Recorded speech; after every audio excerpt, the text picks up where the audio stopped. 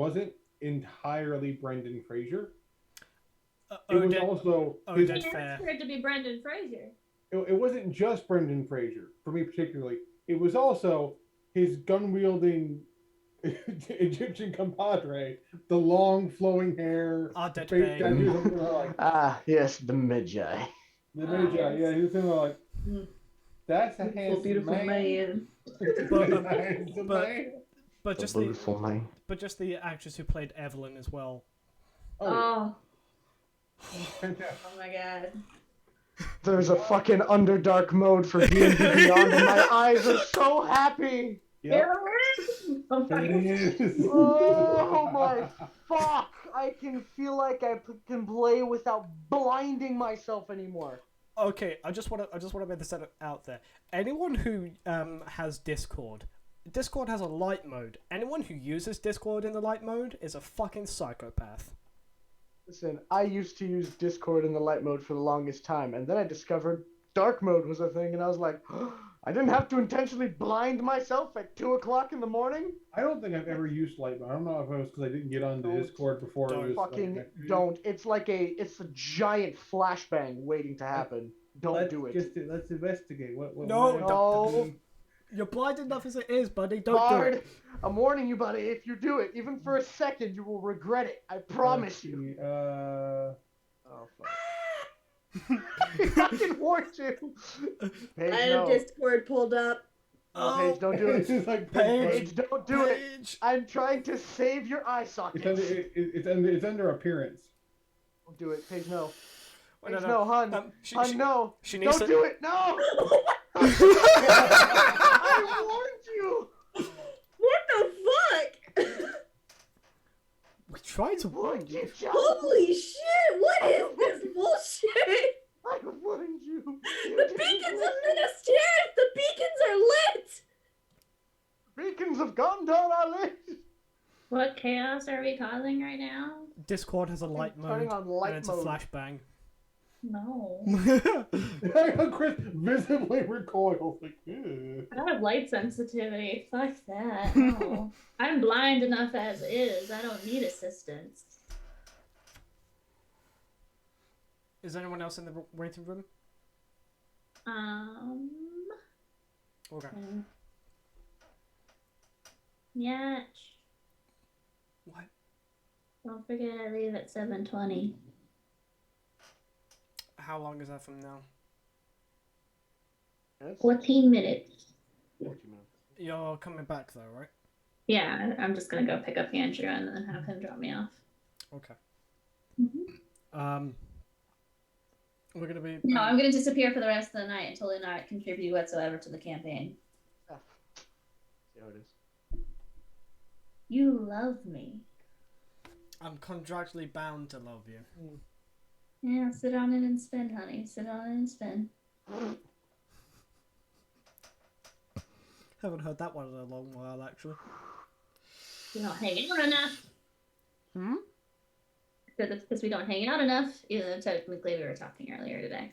I mean, we're trying to fix that. I know.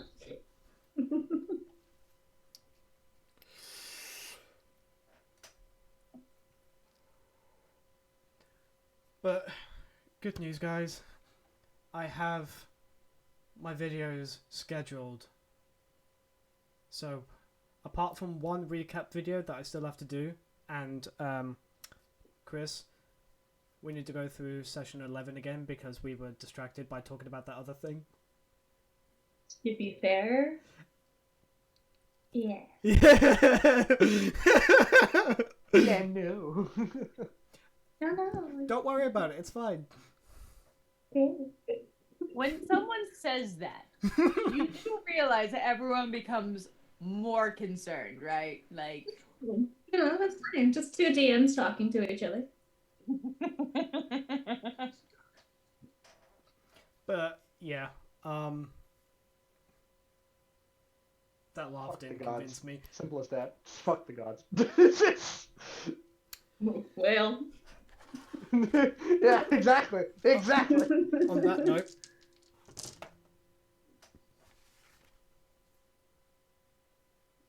I didn't hear. What'd you do?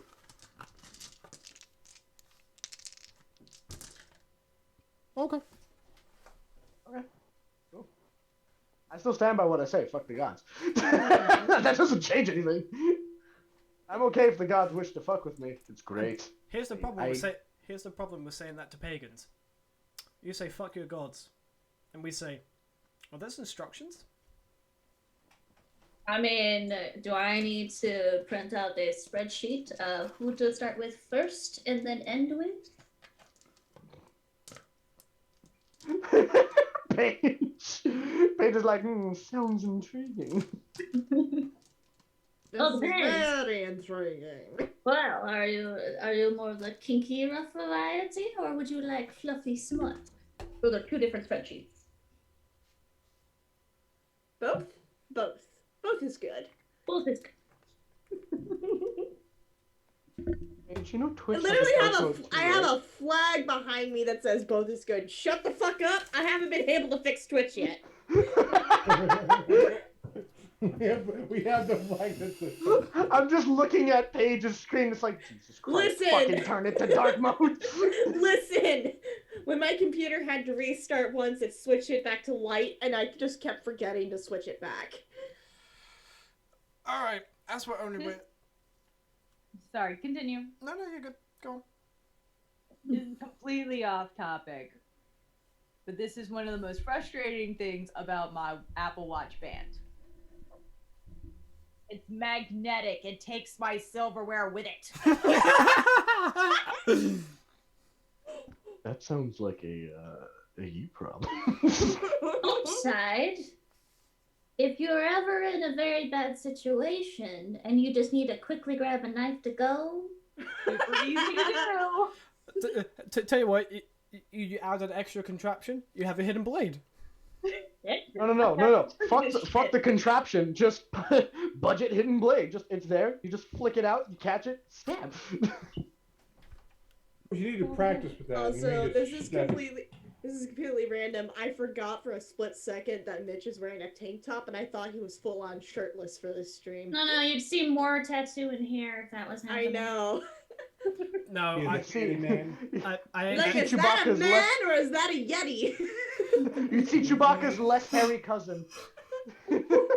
Oh, okay.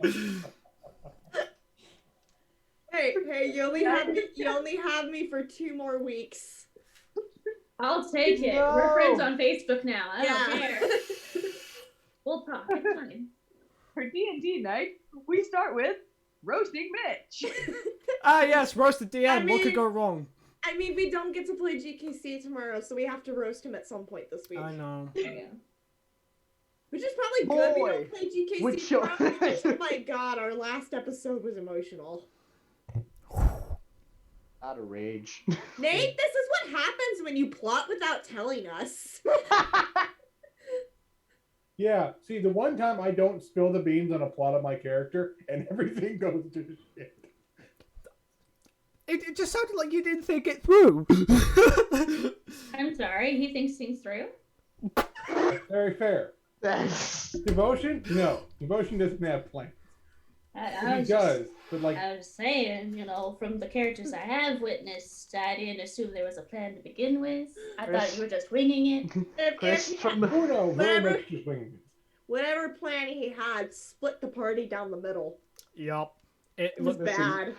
the long time that I've known this fucker, there's never a plan. There's just winging it at maximum capacity.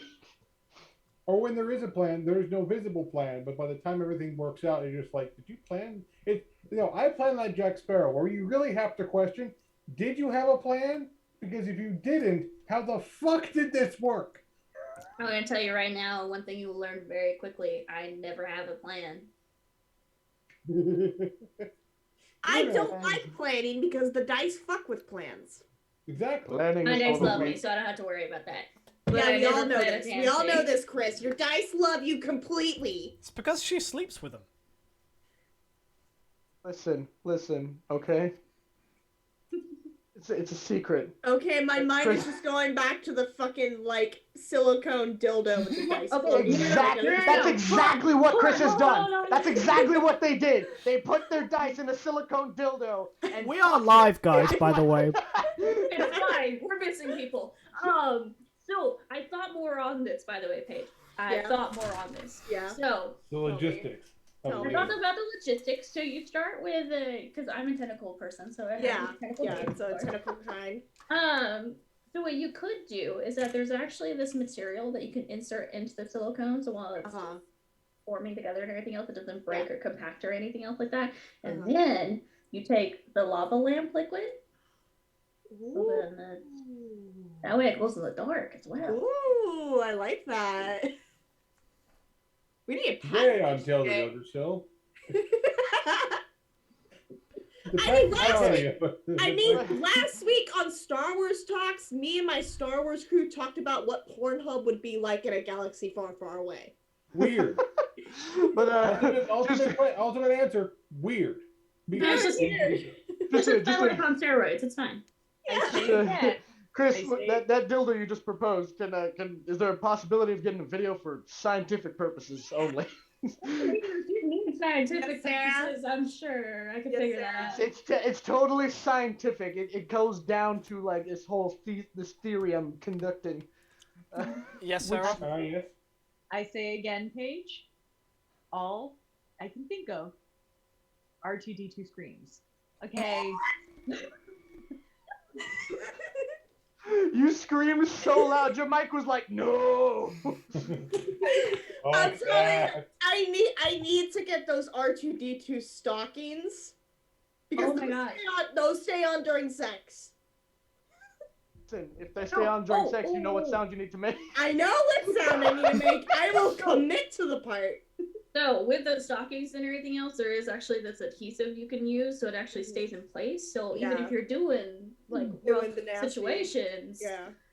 and they can flip you over in any position, they will stay in place. Honestly, I need that adhesive just for regular stockings, especially for cosplay, because like the self grip that's in a lot of stockings and stuff does not like my muscular thighs. Right? It's like I got thick anime thighs. Yeah. I need like some support. Yeah. Oh, Rigori, what a hell of a way to die. What's the funniest thing about that trend? That song is about a paratrooper dying. I know. I grew up. My dad was a paratrooper, so I grew up on that song. And watching everyone emphasize about their heads getting crushed by thighs, I'm like, you know what? Paratroopers Accurate. would appreciate that. No, Look, yeah. You cannot tell me that there wasn't at least a good 1,000 soldiers who were in the military specifically so that they might meet a thick nurse to kill them that way. Like, look, I can either go fight these bad guys that get shot, or I can die like this. Both are a glorious way to die. It's just like, ma'am, I've seen too many things in my combat years. I need you to end it in the most gory way possible between your thighs. It's either I need to be between your thighs or you on my face. One of the two needs to happen. Yeah. Suffocate me or crush Just me. snuff me out completely. Let me die the way I want. Brian. Hi, Brian. Brian. That is a very Brad. disapproving links. That's a big Yikes. You have amazing timing. Well, So, he missed the dice thing, so He missed the that's dice fine. he missed the dice lava lamp tentacle, so I just wanted to go in the dark and do the lava lamp thing that would be inside. so I think it'd be cool, great. though. That would be cool, honestly. I would say worry about saying stuff like that on the internet because people could patent it, but nobody watches my stream. Like not a good number of people watch my stream, so. I mean, Brian and I talked about our plan to open up a boba shop in San Francisco called Boba Fetish, and it's Star Ooh. Wars themed. Yes, please. So First of all, it's a boba tea shop, a bookstore, and a sex shop all in one. Yep. Mitch. You Yes. can fuck, suck, and read? Yeah! Yes. You can fuck, Yeah. suck, and read. Do you know how much Boba Fett items I have? Have you seen my wallpaper? It's Are we- kind, honey. Are we just learning our mutual kinks in this Yes. conversation? I'm pretty sure we were supposed to play D&D. D&D can fucking wait. This is an important discussion.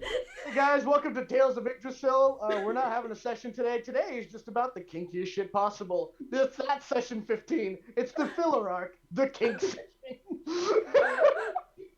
It's fine, Paige. We'll message each other. Yeah, we'll It's message okay. each other But later. we got this. Yeah, we got this. On that note, people, So worried about all On of that this. note, I'm gonna be back in like 30 to 45 minutes. so yeah, quick announcements. Chris will be back. She just has to do some adult stuff. Ew. We are down a Kieran tonight as they are realizing that they did not plan for the trip they are going to tomorrow, because he did not pack and nor did he get any sleep, so he's catching some Z's. Other than that, we're all here. So hello and welcome everyone to Tales of Yggdrasil. My name is MN Chief, and with us today we have Archie Obsession, we have Bard of the Midwest, we have Turn to page 394, we have Demise TR, Bryce Arcelese, and soon to be coming back, Mythos Redacted.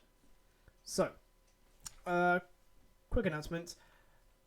Videos are finally being uploaded. I have them scheduled, they will be uploaded, and I do have a recap video planned. I'm just getting notes together for those sessions that we missed, and I will be uploading that as soon as it's done. So thank you all for bearing with me and everything. So on that note, I have no further announcements. Sarah. No, Yes. your Society 6 and Redbubble? I do. I have been updating them pretty continuously over the past month. It seems like my hyperfixation is my art right now. So lots of things have been uploaded. Also, to whoever decides to buy the Marina print, thank you. I appreciate you. I had someone make a purchase on my shop. Woo! Nice. Yeah. I do not feel like pulling up a link right now for everyone to view, so just go to society6.com/AKI obsession. Cool. Paige, any other further announcements? You're muted. Don't judge me, okay? You're unmuted the entire time! I thought I wasn't muted. I thought I was muted. Okay. We have a set date for the first session of the Clone Wars 5e game. It's going to be July 15th at 6:30 p.m. Eastern Standard Time. I am definitely going to try to stream it. Unfortunately, it will be streaming around the same time as Tales of Yggdrasil. However, if you want to watch Tales of Yggdrasil instead, that's fine. I will upload the VODs of the Clone Wars 5e game to my YouTube channel. So if you end up missing mine, it'll be up on YouTube the next week. We are very excited to start our first session. And it's going to be a bi-weekly game as well. So it's not going to be every single week like Tales of Yggdrasil is. And if we ever have times that we need to take breaks, I may pop back in to guest star for Tales of Yggdrasil. But yeah, July 15th is the first session of Clone Wars 5e. And it's going to be hosted on my channel for sure, and possibly hosted on Emmy's channel as well, which is Kitty and Krim here on Twitch. Other than that, that's the only announcements I've got. Cool. So is Emmy hosting or streaming, or is I'm not sure if she's going to be streaming as well. I know I will be streaming for sure. okay? Because I'm able to set up a Star Wars backdrop and everything on Twitch. I'm going to ask her if she wants to stream hers as well on her channel. And that would probably be smart, especially since I move soon and I might have to miss a session. That way there's still a recorded session that goes up online. Yeah. Okay. Yeah. Other than that, ladies and gents, do we have any other announcements? No? Cool. Monday it's Humblewood. That's it. Monday is Humblewood. Pandor. Sorry, yeah, Monday is Pandora. Oh my god. Monday is Pandora. There is going to be a 2-week hiatus for GKC, as this week not a lot of people are going to be available. And then the week after that... Icarus is not going to be available next week. Careful. Death by D4. You just impale yourself? No, I slammed my cable down and I thought I unplugged my headset. I was like, Christ. Ooh, that would have been bad. So the DM will not be available the week after that, so there is going to be a 2-week hiatus. Other than that, we are likely just to stream random talks throughout the day and just watch our debauchery. Especially last Star Wars one. Well, I don't know if I'm going to stream tomorrow or not because I have cosplay stuff I want to do in regards to Bad Batch, which the new episode airs tomorrow. Okay. But if I do, just be warned, I will be in cosplay because that shit's gonna be a bitch to put on, and I'm not gonna want to take it off before stream. You've done Yggdrasil in a bunny suit. We're fine with it. It's on the internet now, pretty much. It's on the internet. My tits are out on the internet. You've done a fan service for Yggdrasil. I have. I've done fan service. That is my one accomplishment before leaving this campaign. I've had a fan service. That's a self 5 right there that you do. Yeah. Self 5. On that note, let us get right down to the trauma. Fuck you and your trauma. I wish I could. Wish you could fuck Okay, trauma. we've dealt with enough self-cess this week. We don't need any more. So. Oh, you talk about... Okay, never mind. No. Last we left... discuss it later. Last we left off, the party, after coming back from Jotunheim, had a very nice peaceful morning. Breakfast was a-flowing, so was coffee. Lighter coffee for Ygritte, otherwise she was going to curse the bean juice again. And it was a generally chill morning. Until the Fire Nation attacked. Pretty fucking much. A legion, near enough. A huge battalion of Asgardian bastions was marching through Solskjaer proper. Of which, among them, was the head general of the whole entire Asgardian army herself, Siglunir. Also the leader of the elite Valkyrie Corps, which is Asgard's SAS, pretty much. And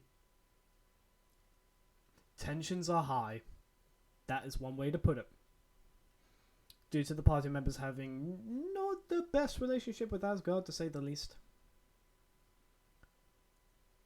And then they were cordially invited to the council building of Midgard to discuss with Siglunir.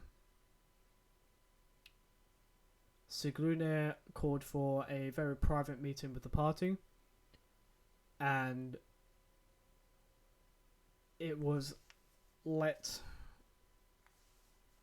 known that while Siglunir did in fact organize the battalion to come to Solskjaer for security reasons, or should I say security,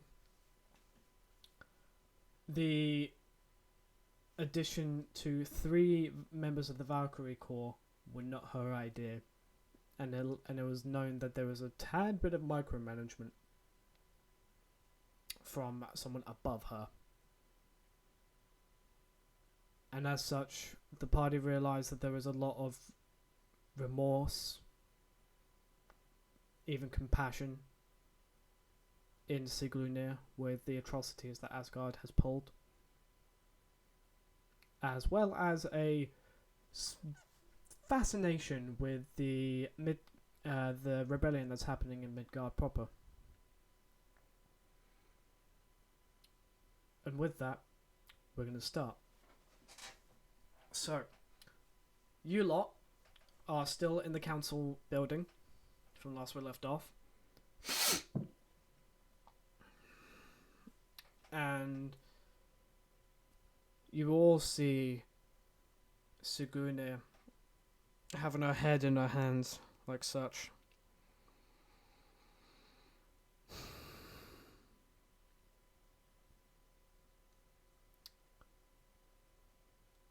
I will still need you all to make any report you can about the rebellion happening in Midgard, as best you can.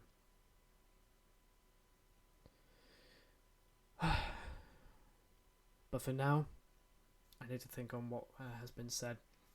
She grabs the hilt of her greatsword, slams it on the ground twice, and the 3 Valkyries walk in. And before she slams her greatsword on the ground, you see her switch on a dime back to her stoic and upright self. Thank you very much for your cooperation, and thank you very much for the discussion. When you are needed, you will be called, hopefully as politely as the first time. However, please do notify me if there are any ill will from any of my men. I thank you again. And you can tell with the way that the Valkyries are moving towards you guys that they are escorting you from the building.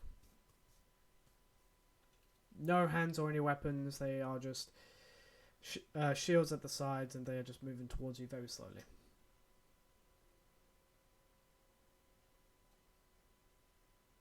She told the other, like, town council members to leave, right? Yeah. Okay. Yeah, she told the other council members to leave, so it's just her and you guys.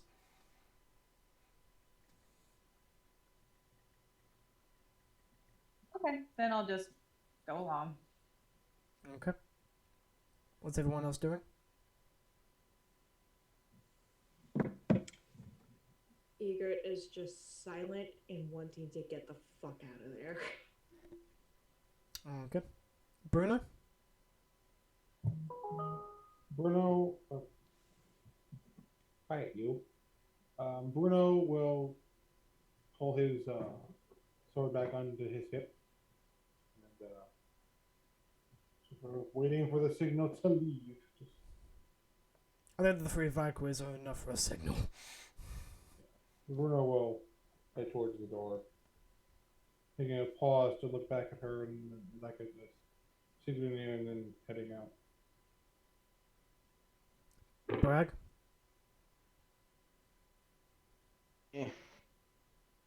Bragg will pick up his axes. As he's picking them up, he kind of gives them like a quick twirl and then puts them back in before he gets up and begins to leave with everyone. And Rune, I assume you're leaving also? Ah, right, hold on. No, Rune wasn't there. Rune was not there because you weren't there last session. I do apologise. I was just gonna I was just gonna do whatever. Okay. Go with the flow. I believe we had Rune sneak off. Rune went to the farm. Yeah, we went to go visit the farm. Mm-hmm. Yeah, and Wait, I was gone for 1 session and you killed me? no. Yeah. Yeah, we kind of killed your character and then looted, so I'm sorry. By the way, roll a new sheet. Yeah, by the way, also, yeah, so we killed Rune off, sent him to a farm upstate, and Onyx has been adopted by Egret, and he will be going with her on her own adventures. Well, it's been fun, guys. Okay, and one thing I need to do, as this was requested, Amaris is gonna just very quickly walk up to Siglunia. The Valkyries are very, like, they reach for the weapons first, but Siglunia raises her hand. No, it's fine. And Amaris will say, at some point today, could I please request a private conversation with you? And normally I would have a roll of persuasion, but knowing her rolls, I think it will be fine. So Sigrune will bow ahead. When I have some free time, I will definitely call you. Or send word. And with that, you all leave the council building. And you see the council members waiting in the foyer area. And Master of Corngrain is kind of the de facto spearhead of the council. She walks up to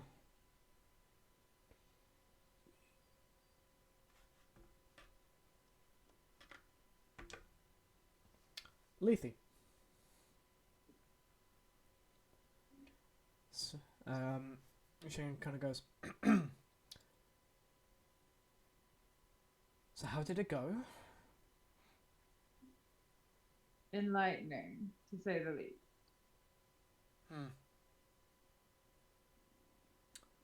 She's an intimidating woman, isn't she?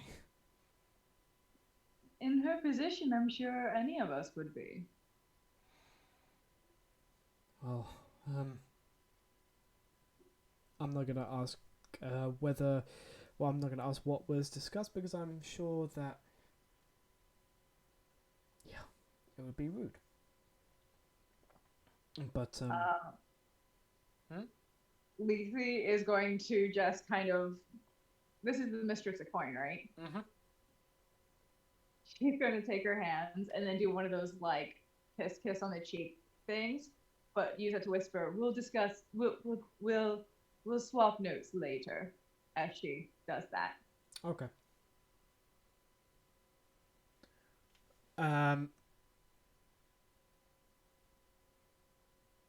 At this point, it's still fairly early in the day.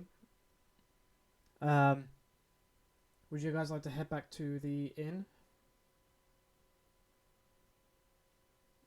Okay. You guys head back to the Horn's Call. And outside, waiting for you guys, is Rune. Are you sure I'm not inside drinking? I would say, Rune, you were on your way out until you got a view from outside of the mass entering Soulshire. So that was like, huh. Shit's going down. What are these guys getting into? I leave for 5 minutes. So Starts to walk to the farm, sees the army, turns around, goes back into the city. Oh, I'm gonna need a bigger pint glass here. I need to put away my player killers. Please do. Alright, everyone, roll for initiative. Look, wait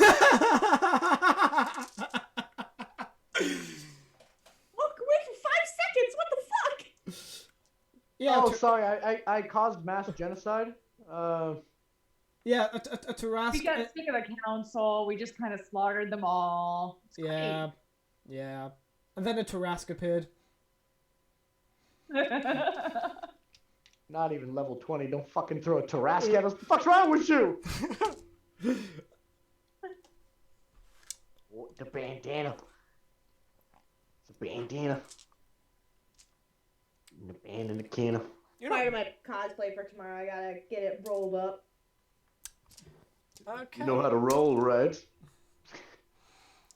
It's a safe question to ask. There's nothing mischievous about it. Either confirm or deny. Mm-hmm. No, I can't fucking roll. It's okay, I can't either. It's fine. You So- turned your camera off? GG. It's alright. So, I don't want y'all watching me.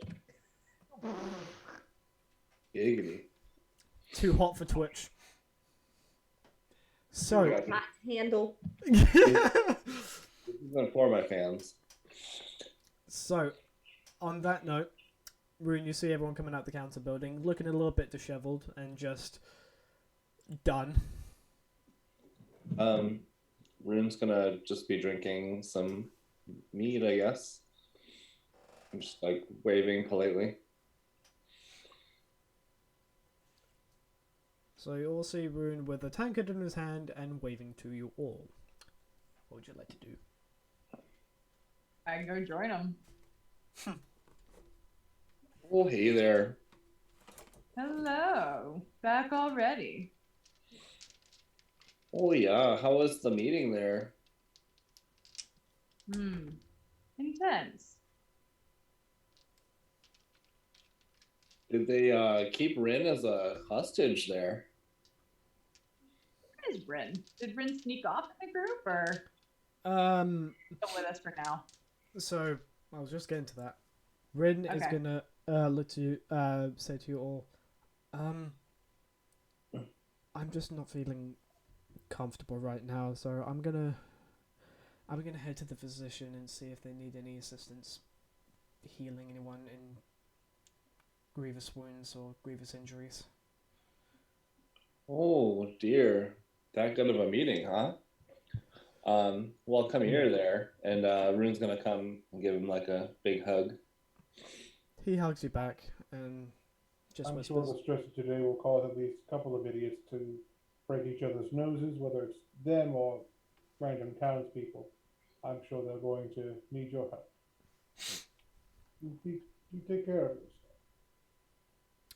Rune just whispers in your ear as he hugs you back. Thank you. I'll be back soon. And such, Rune leaves towards the physician and to lend his aid.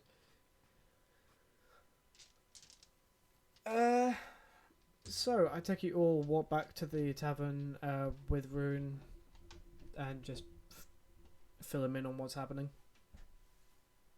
Okay. Oh, you don't say. Oh, geez. Oh, my. Oh, for Pete's sake. Boris Say beer. fuck.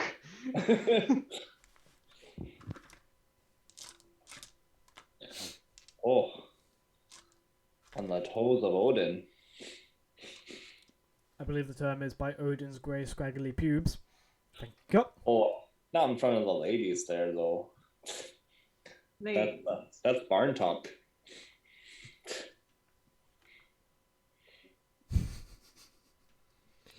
Look at the face Bruno made. Look over. Nope, I didn't. Nope. Not going there.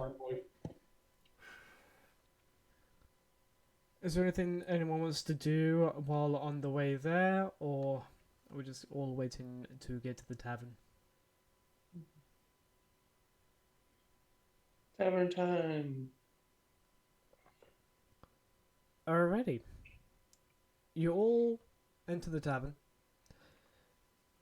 and the first thing you see immediately is a 9'3" cloaked Goliath.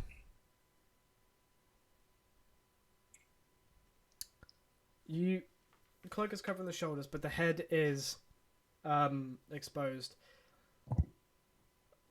Pale skin with a slight green tint to it, and weird to see on the Goliath, but he has long and black hair tied in a tail.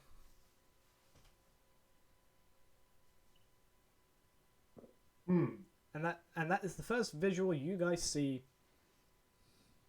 Oh, if I could just scooch right past you there. We've been trying. Don't you use our sacred words, Brian. Don't you take our sacred words. We've been trying to reach you. Extended warranty. You did not. You did fucking not. No. Rune's gonna go to the. I'm making this a rule now. Anyone else who says that takes 2d10 psychic damage. That's Fair. what? Hey, You Mitch. don't want to give yourself second damage, do you, Mitch? Hey, Mitch. Go ahead. If you wanna, go for it. Yeah, sorry. What was the verbiage that I used that was offensive? I just hear it back? It's free real estate. No, that one you can keep. I love that one. That one you can keep. Yeah. It's something.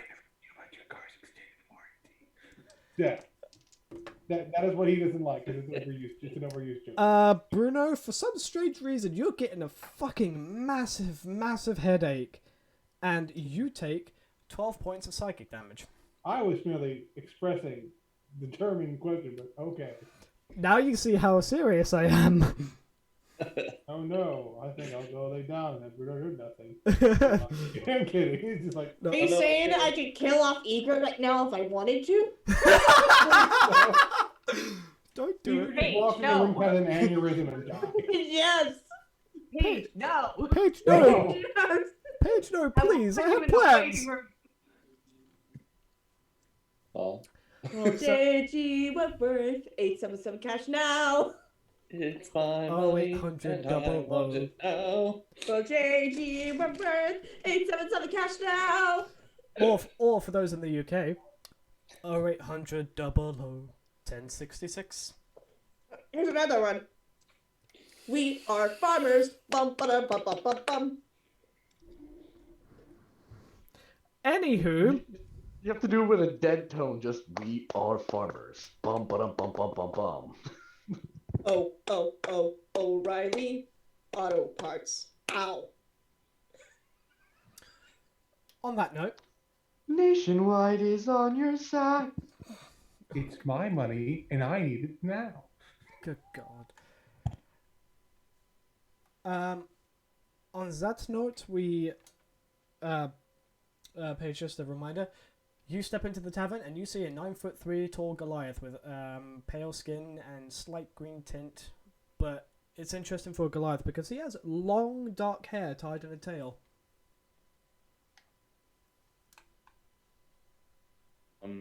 Rune would like to call 0118-999-88199 911-725-3. I 3. I fucking love tonight's episode of Tales Visual sponsored by Okay. literally fucking everything. That's my last one. And Rune is gonna attempt to go. He's gonna excuse me, past the giant person thing to the bar. Every Midwestern regains hit points from that. As you pass him, he'll go, Did someone request for me to get back my health? no, you don't take damage, but that's how serious I am. I'll fix that thing. So he looks to you and goes, "Not to worry, friend." And Torin comes in from the back and just stops. Oh fuck! There's 2 of you. There's 2 of them. Oh, hey there. Do you need help bringing up the big furniture from the basement? I'm sorry, lad. I don't think I've ever seen anyone as tall as you. It's fine. You'd be surprised how much I get this.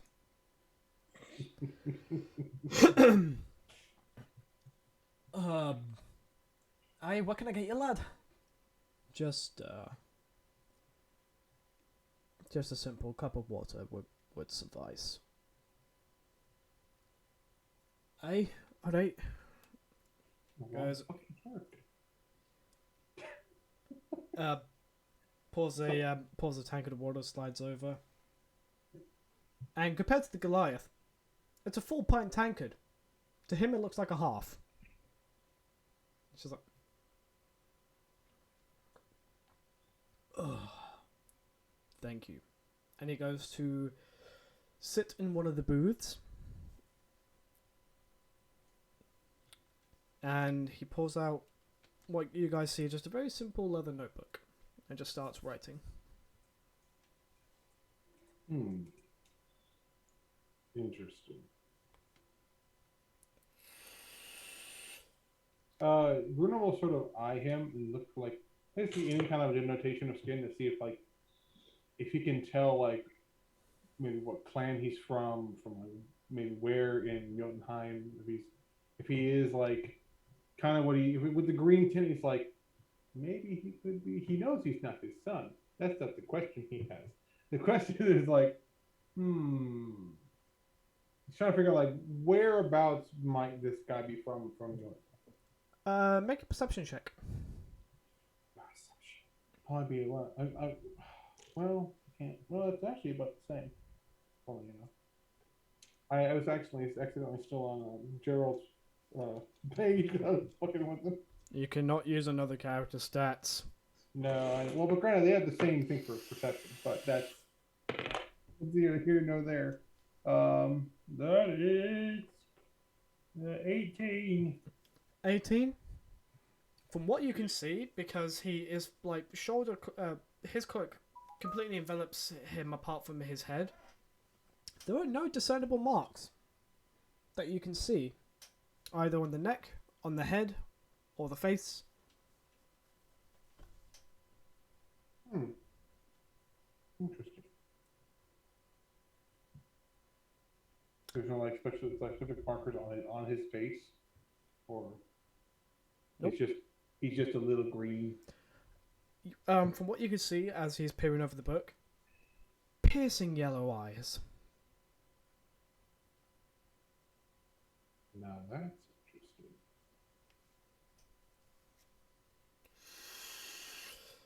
He'll sort of move, not like directly up to him, sort of nearby, and he'll say in Giant, "What storm rolled you into town?" Basically, it's a greeting in Giant. Basically, he replies in Giant. A very large one.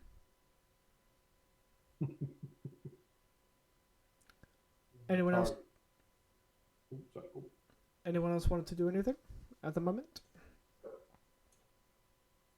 You're muted. I'm just studying him, like basic vibe check shit. Because I've already seen him once, but not like up close. Okay. I'm sorry. I was laughing because of the quick change in her face. It's like, yes, I'm a Lethe face. Just like, I live for the subtle intricacies. yes. I do it at work too. Like, you think my facial expressions when I get frustrated are funny here? I do them at work. I do it too, usually because, like, in front of customers, usually because it'll make them laugh. Just like, it's like, that makes it. Sorry, I'm trying to mess with my iPad. Yeah. So, go ahead and make a insight check, Lethe, as you're doing just a general vibe.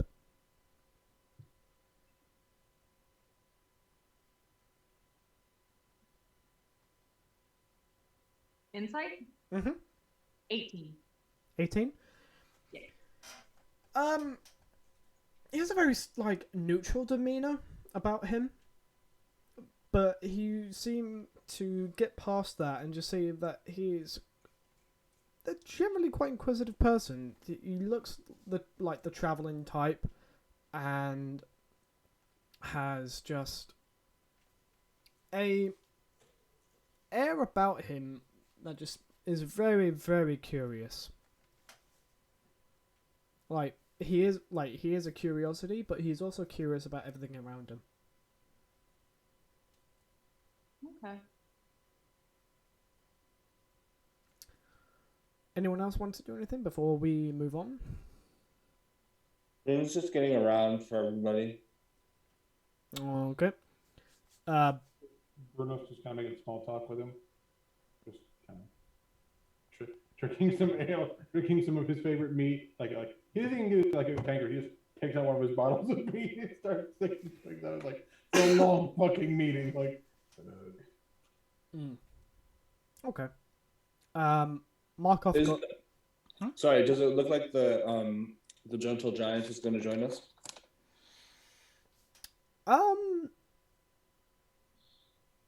The gentle giant is kind of like enjoying his own space at the moment. However, he doesn't appear to have a very the only thing intimidating about him is his size, and he's not like got a beefy build. From what you can tell, it's a very athletic build, like slightly slender, but they're like fairly muscly underneath from what you can tell. Have I met this person then? You have not. Okay. I just was wondering if we've like fought in the ring or whatever. You definitely have not. Okay. Cool. I will give him a butt ton of meat or whatever the appropriate size flagon. A cask, I guess. You put it in front of him. Thank you, but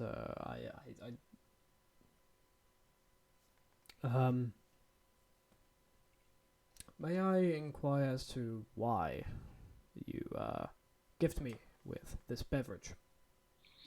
Oh, you seem like you're just passing through here, or that you're new to the area, so I thought I'd welcome you to the town.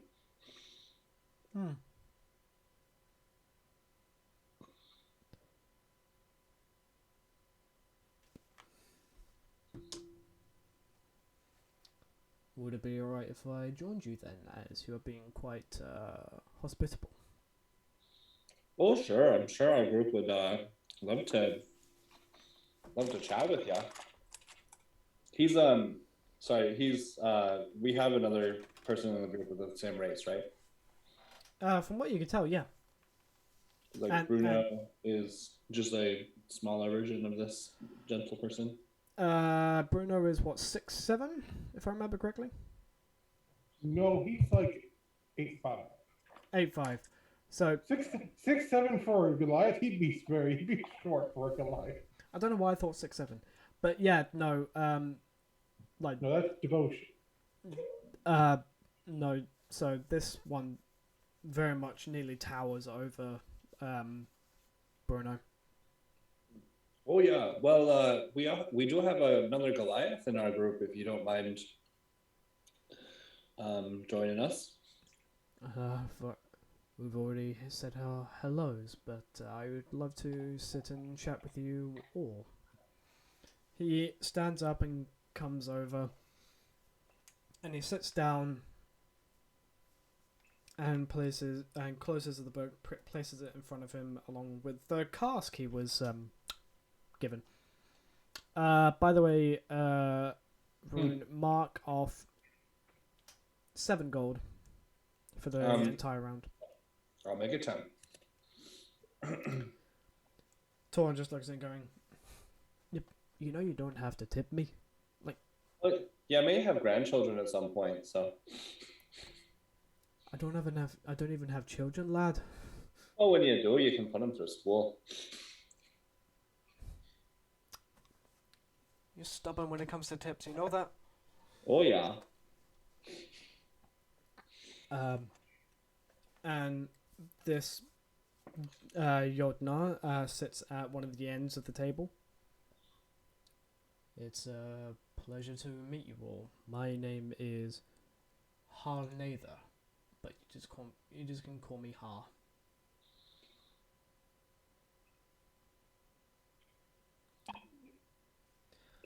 For the note taker, I will text it to you.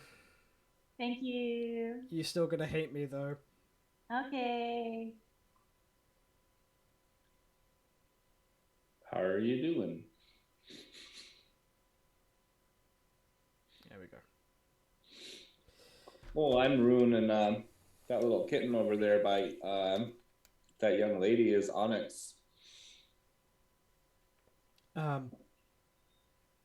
Harnather looks over to Onyx and Egret. Well, it's a pleasure to meet you both.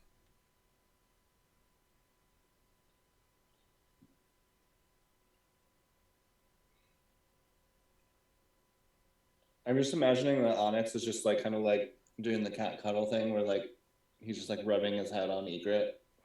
Like, Oh yeah. purring. Onyx has like absolutely loved all over Egret like since he's been gone. Mhm.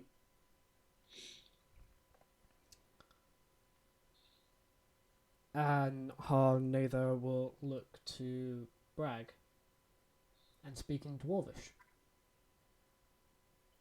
Pleasant greetings, my friend.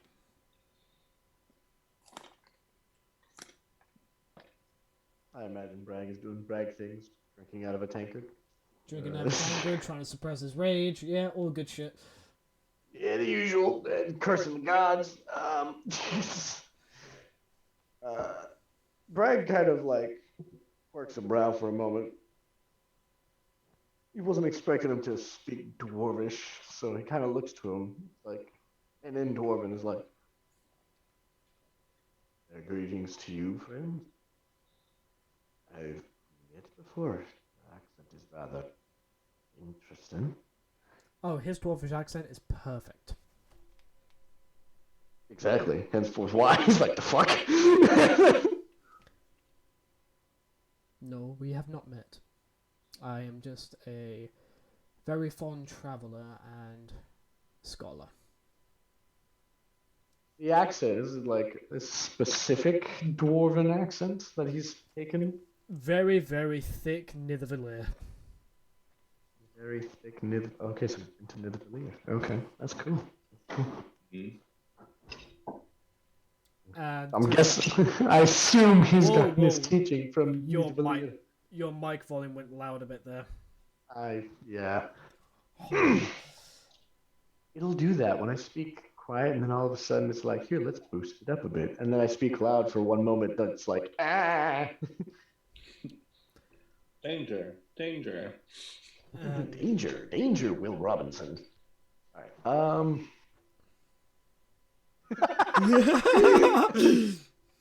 Yes, sir. I was waiting for it to be said, and if it wasn't, like, that's the first thing that said in my mind. Okay, I'm sorry.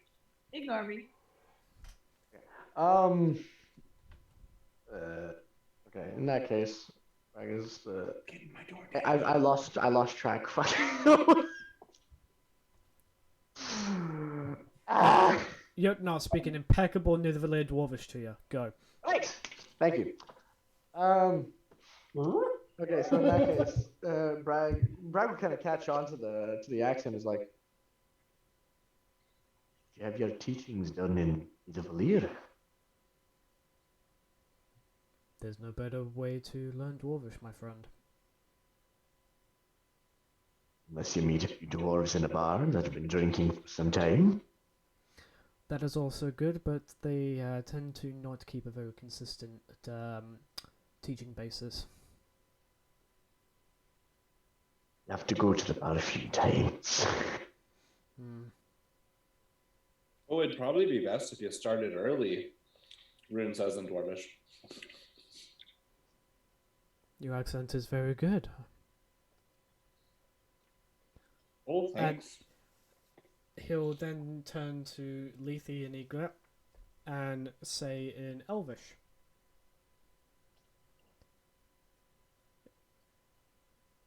I see that it's a mixed match of a misfit crew.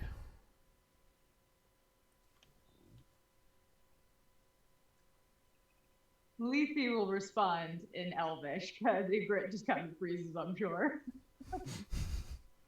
Well, that's the best way to keep things interesting, for sure.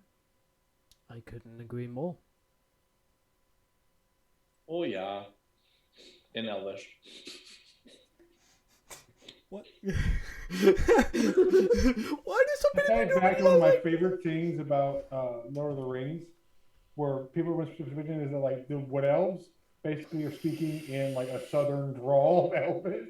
Like the Wood Elves are the Hick Elves, and so it makes High Elf, like regular elves, so angry when they hear it. Like you're saying it wrong on purpose. You speak the same language. Why are you saying it like that? Wood elves are the Australians. God. Yeah. Yeah. Oh, no. No, I will not do an Australian accent for Egret. My thing was that the Drow are the Australians because they're down under. Go to jail. Go. I'm No. putting you in the forever box right now. I will homebrew a forever box for you to go in. On that note, Louise would genuinely stab you if she heard that joke. oh, if I was there, I would generally slap you upside the head. Just straight up. Please don't get my sister.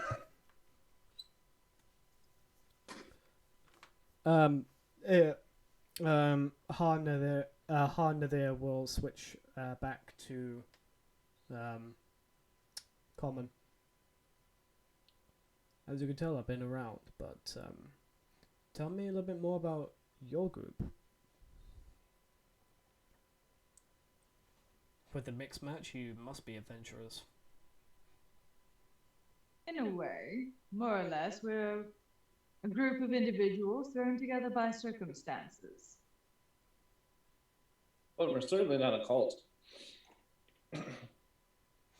Why do you need to specify that, Rune? Oh, I don't recall saying cult. I've known plenty of cults in my time, Rune. Trust me, cult did not come into my train of thought. Bruno sitting over on his side. All the Yoda are called the Peacemaker Temple.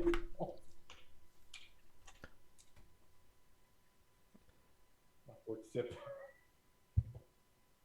How about you, Bruno?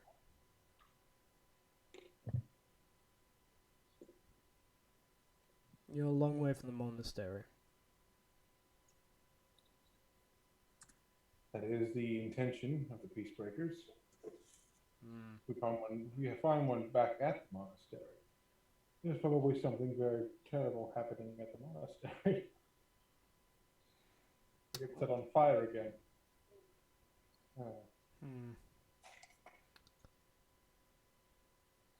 And he kind of looks to Ebert again. You don't say much, do you, little one?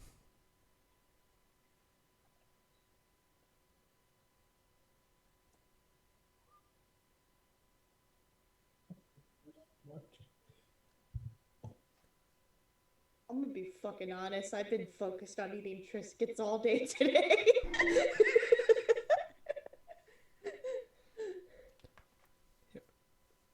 You will kind of like have a slight smile, and slides over a small drink of mead, just a very small one, as a token of good faith.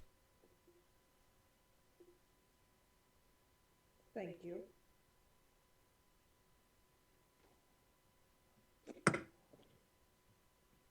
Oh, tell us more about you there. That's a long story, if I may be honest. I ventured almost everywhere.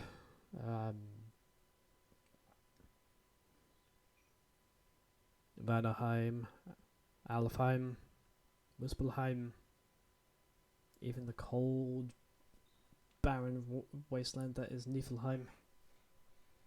The only place I haven't been to is Helheim.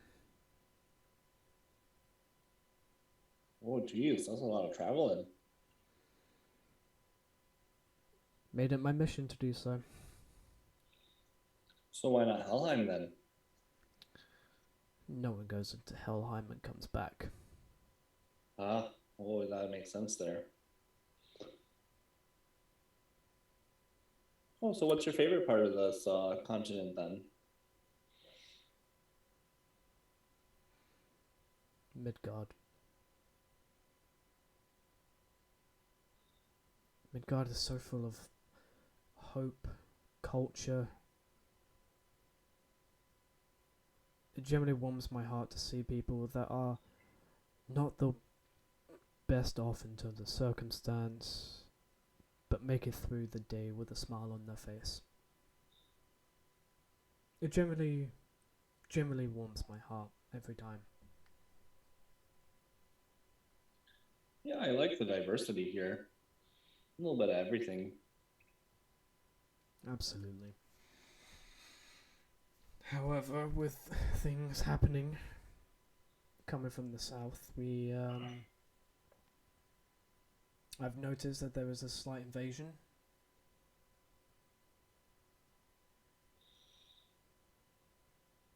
Oh yeah, Lethe, do you know more about that? The rising of the dead. I know as much as you do.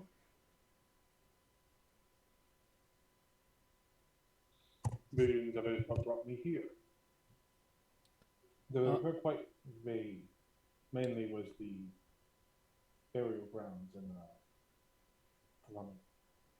I was more talking about the invasion of Asgardians, but that's concerning too. Oh, yeah, that's what I was thinking. But also the dead are rising, so you know, diversity. A diversity of problems. Nor the diversity of people.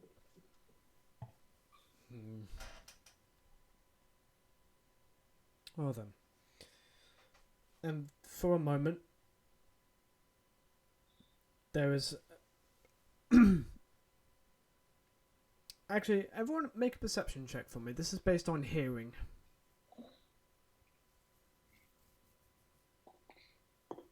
So help me if another apothecary goes up in flames. These are Google AIs. These are not my dice. 17. Uh-oh.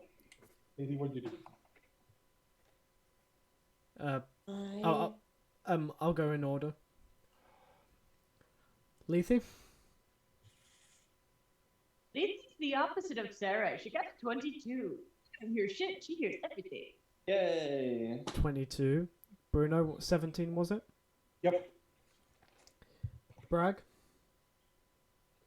I was finagling with food. Give me a second. This is a perception? Mm-hmm. Based on hearing, by the way. Dirty 20. Dirty 20. Rune? 14 there. Egret? I don't want to talk about it. Did you get a natural 1? I got a natural 3, so 8. Oh total. dear. Oh dear. All... I'll assume... hold on. I don't know her stats off the bat. Her perception is a expertise. I want to say she said it was either a plus 10 or plus 12. I'll do plus 10. They- Yeah, she No. yeah. She hears it. There was for the Rune and Egret, you do not hear this, but everyone else, you hear a small commotion outside, and it's rising and rising. It's not exactly the most exactly the most positive commotion either. Lovely. I will go and just see what's going on. Or go over sort of with her, sort of like peek out of the window slats as he usually does. So what's going on over? Mm-hmm. Lethe, if you're up, can I get another mead, if you don't mind? Bit busy, darling, and I walk out the door. Oh, okay. If you'll excuse me, I'm gonna go grab some more beverage. Does anyone make it known to the people who can't hear shit? I mean, all I said was, now what is that is out before I left. Oh, okay. Don't know if that calls attention to anything. I would say yeah. As soon as, actually no, it makes sense that as soon as Lethe says anything, we're going to go, oh, what now? Before Bruno got up, he's like, not a moment's peace. Got up to go look out the window. Rune and Egret, now that you are kind of like taking a bit, you also start to hear the commotion outside.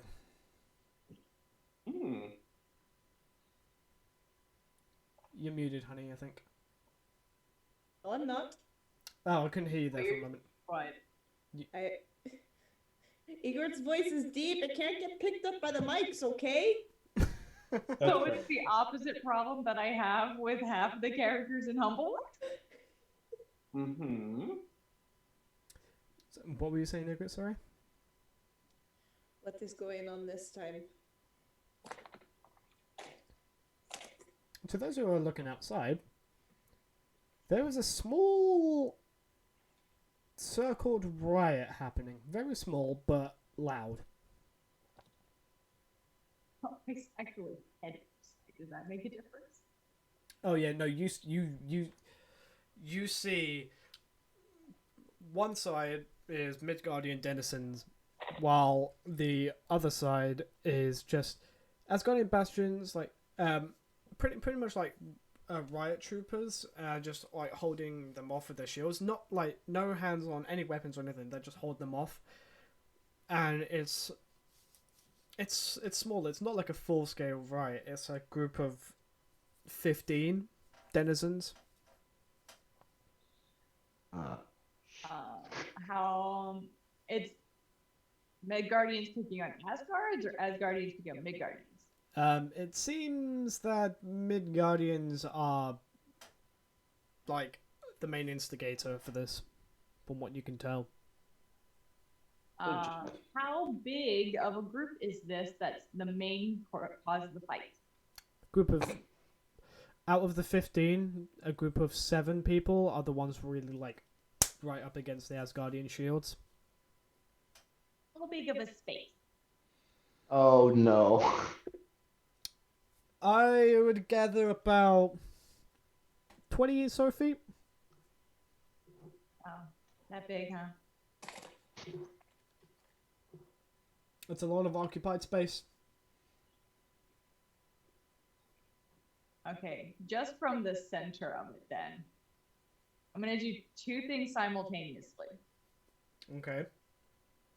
I'm gonna cast magical darkness at the center of it. Right. Just around. And yell out. I think we've had quite enough of that. That just caused more panic. If they can't see each other, they can't hit each other. No, they'll still hit each other. Um, Others can't see. At this point, Harnather looks out as well. Oh. This is interesting.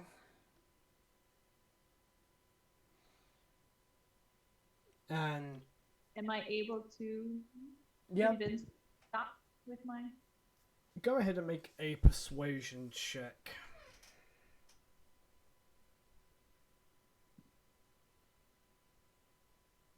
21. 21? Mm-hmm. Some of them start to back off purely because they can't see the nose of another face.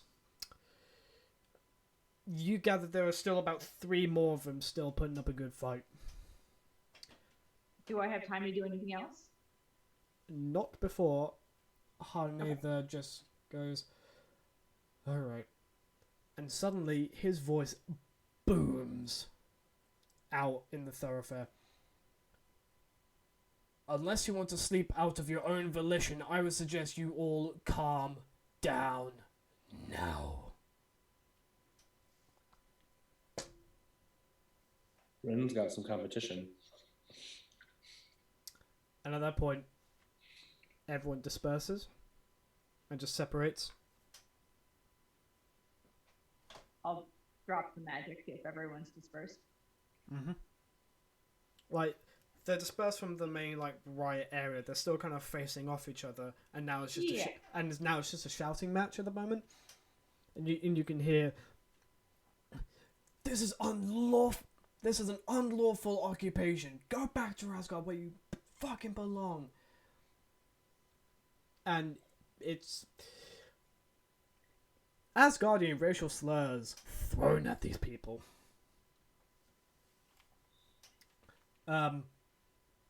And it's just the Asgardians are not saying anything. They're just holding their ground as they are ordered not to take action unless something even more, like from Sigluna's words, unless someone takes very a very, very serious action, they are not allowed to draw the weapons on the denizens of Midgard.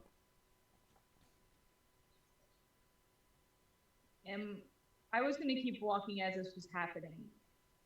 How long until I'm like in the center of this raid circle here? Only about 2 minutes until you're in the center.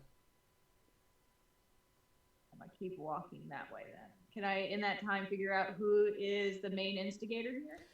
The main instigator seems to be just a common man, human, tousled blonde hair, a little bit of a scruff on his face, general like common clothes, and he seems to be wielding a very rudimentary club. Is this somebody I've met before? In your time network? around here, no. Yeah. It just seems like a random person just wanted to cause shit. Okay. My goal is to get in front of that person. You are now in front of that person.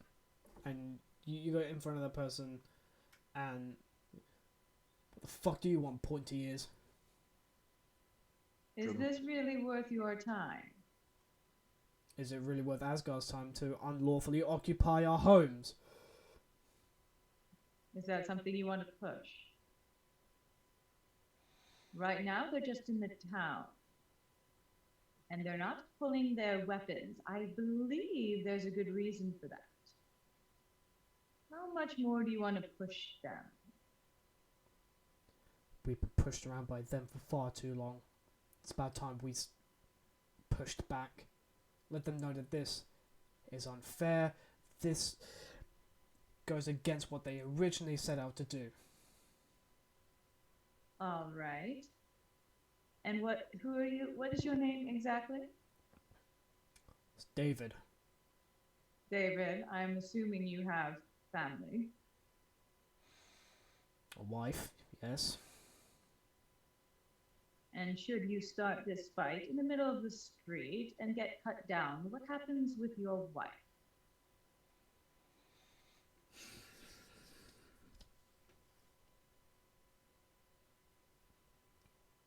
She shares my views as well, although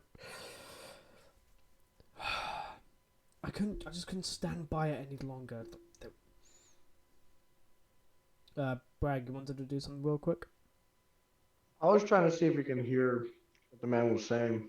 Oh yeah, no, you can hear. He's being loud for a reason. Okay, what was the last thing you just said? That his wife shares his views, but he just couldn't take it anymore, and he had to take action there and then. Okay, so Bragg is gonna kind of like, he's a little far behind, but he's walking to. Now he's standing next to Lethe. So as he's walking, he's kind of shouting. So you think rioting in front of an entire army, 400 men, prepared and willing to fight, and have been trained well enough, would be the best course of action for the safety of not just your family, but the countless other families that are not rioting currently? Bruno, for the record, is standing near. He's standing close enough where he can hear everything, but he's actually standing near the very conveniently placed fountain that he utilized before. Kind of keeping an eye on things. I'm gonna whip back of his head. If I'm gonna whip this water around and get your assholes wet, so you stop making a fool of yourself, I will do it. It's at this point, David, just kind of sitting there. You can tell he's like the anger is not subsided, but he's kind of trying to take a moment to kind of reassess until a random rock about the size of, I'd say that about the size of a grapefruit, launches from somewhere in the crowd over to Asgard, over to the Asgard side, and before it can make contact, it stops in place.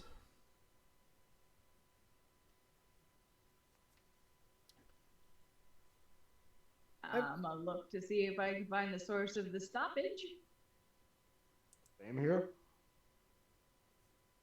You see, behind you, just with his hand out, Lethe just holding it. I'll make a mental note of that, and then just go back to David. The entire crowd. Wow, I didn't know I did do that. Wow, I didn't know I did that. At this point, he kind of gestures the rock to kind of go on more to the Midgardian side and just drop it lightly. And he stands behind you in front of while you're in front of David. David, honey, how about we get a drink, cool our heads, and go home to your wife? Make a persuasion check with advantage, considering you have a 9-foot shit, like brick shit house behind you. Yeah, so you have the small man who looks like he's ready to fight everything, and the big man who could break him in half. You got advantage. My first roll was fantastic. My second roll was a natural 1. I'm so happy that it's not disadvantage. Okay. It's like our fight My last first time. roll is a 19 plus 10, 29. Alrighty then. Go home, David. David kind of like he's assessing the situation around him. Turns to everyone. Go home. I'm sorry for bringing you all out here. And turns to the Asgardian Bastions.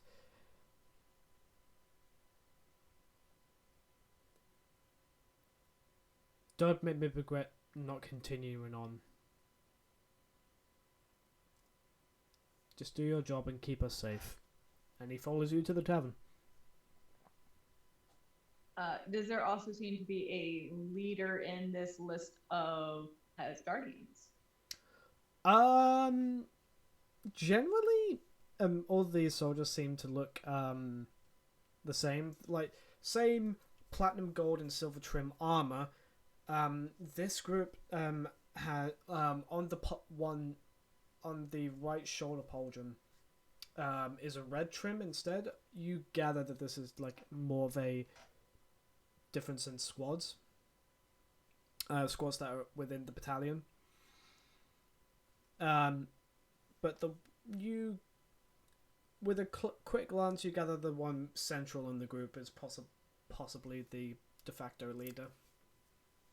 All right, I'll turn to that individual, male or female. Male. I'm presenting male. And your name, sir?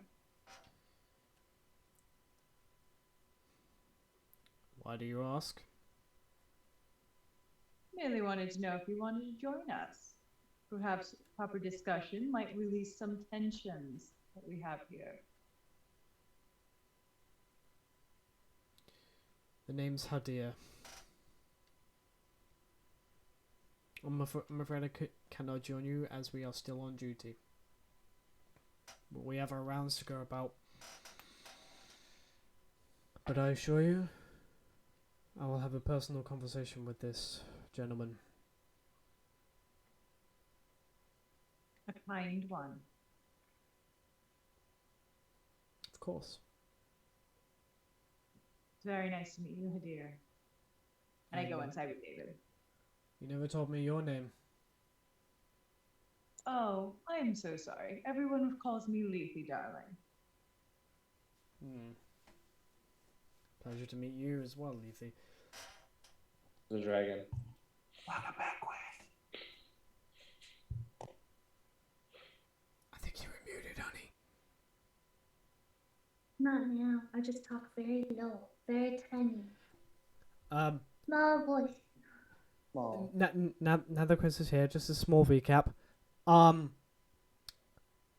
The party found a huge grey, slightly green Goliath in the tavern. Sounds spoopy. There was a small riot outside as well.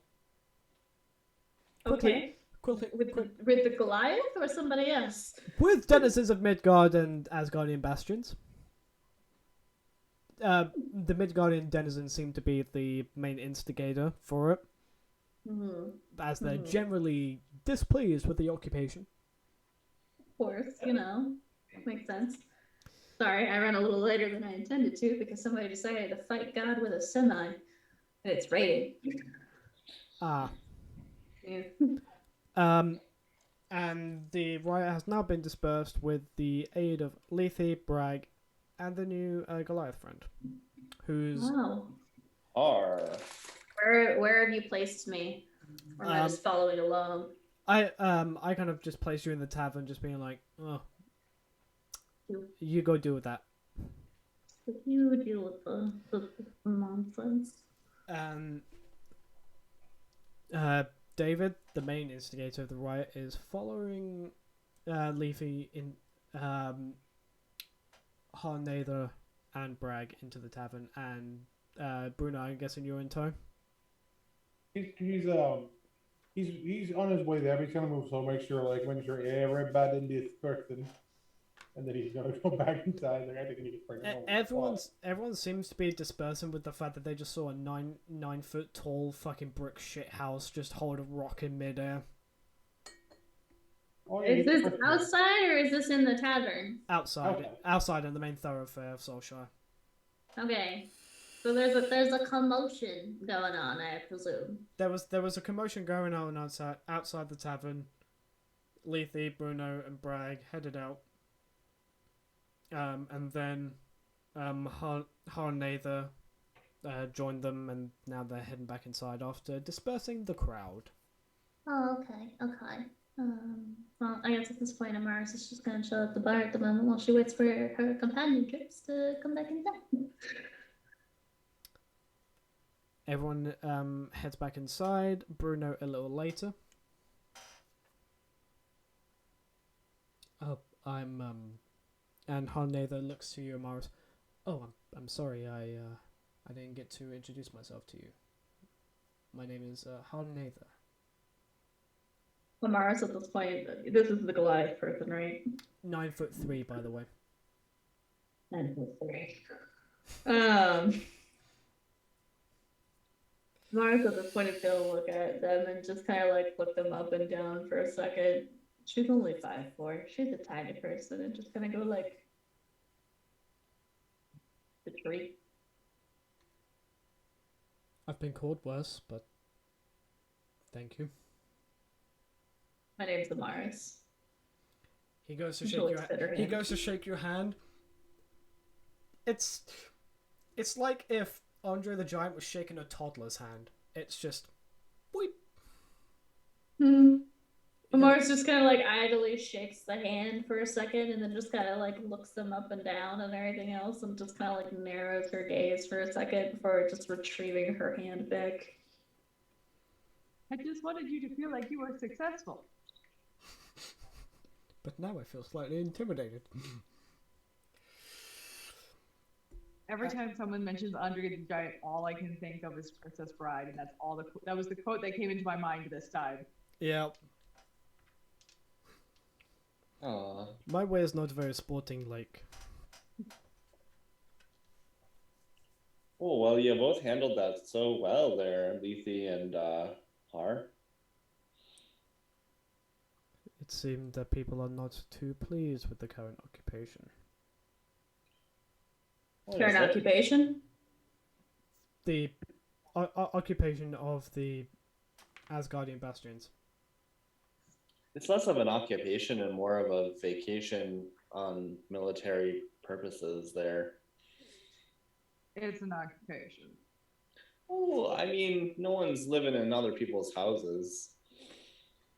Not They haven't asked anyone to leave. They're just visiting.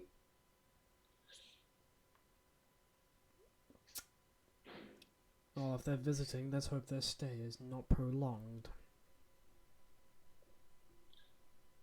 judging by the Midgardians, which, you know, were rather rude to the guests, in my opinion. Hopefully they're not sticking around too long there.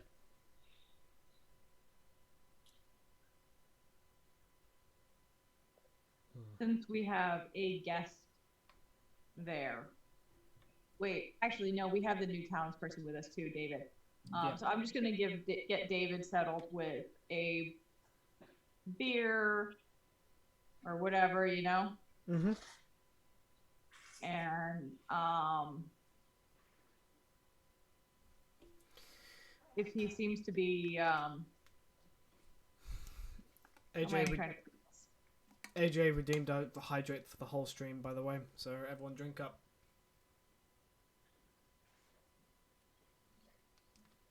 I'm drinking off camera. I believe you. basically she's gonna get him settled at the bar in a you're gonna behave kind of way. Yeah, sort of like sit down. I mean, Oh, no. son Don't of a- start any political discussions that are gonna make the situation worse. Oh, why is everyone like redeeming shit? God damn it. There was a full snap, crackle, pop sensation that happened when I rolled my shoulder. Yeah, everyone stretch and posture check as well. Oh. Listen, all right. AJ may have redeemed hydrate yourself. It doesn't say what you gotta hydrate with, so. Facts. I just took a shot of fire whiskey, so. Fucking beautiful. Love you. In fact, why not? Fuck it. Oh, you lucky bitch. You got Morgan. I need to get Morgan. Fuck. I have to go get up to go get mine. Well, go get yours. I'll wait till halftime. It's fine. Not soon. I assume you. Soon as yes. So, Struggling. David is kind of sitting down. He's sitting down like a pouting child, just. Not saying a word. Amara is just gonna look over to the one that's being referenced as David and everything else and just kind of like head tilt for a second and just kind of be like, and you are. My name Well, is, he's the rude guest that we were talking about. my name is David. Thank you very much. Well, I heard. Immediately. Okay. Oh, sorry. Rune to that is just gonna be like, oh, I heard the ears comment, and you seem like you're, you know, quite the little racist. At this point, Amaris is just kind of like narrowing her gaze towards him. I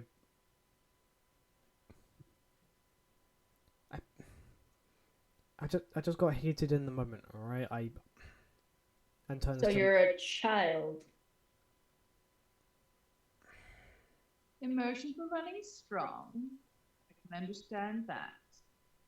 The point is we've calmed down. We're enjoying the fact that we're still breathing. Oh, well, I can drink to that. Raises his tankard for everybody to cheers. Have we gotten poor David something to drink, by the way? I bought him a beer. Okay. I got him a Bragg, wine.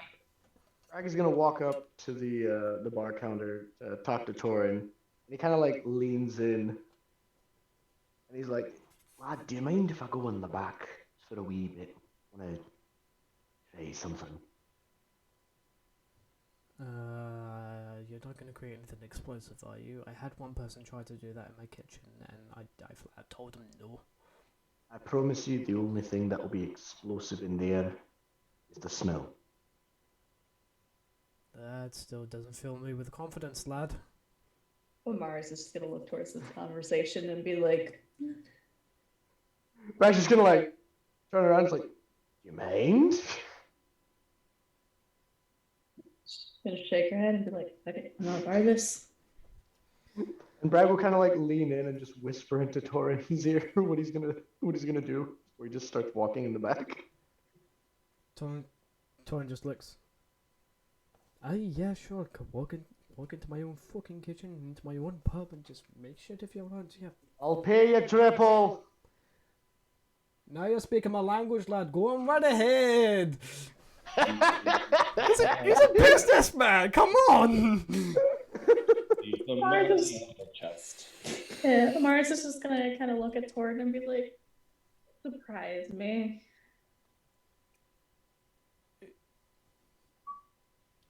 Bryce, don't be a minute. He takes a bottle with like twine wrapped around, like very neatly, and pours a very familiar golden liquid. Familiar in the sense that this is something she got before from a different person, or Goldschlager. Oh, I fucking hate Goldschlager with a fiery passion. Yum yum yum. You take a smell. It's rum. Muspelheim rum. immediately she just starts doubting it. Fucking the self-insert is real. It's rum. Like, yes, precious. Turns into fucking Smeagol. Just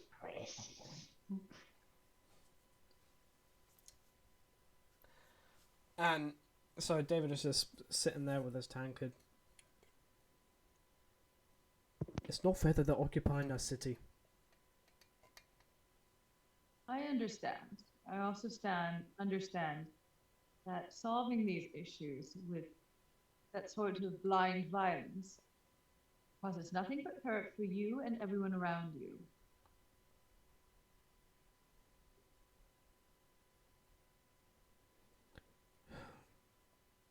A riot helps no one.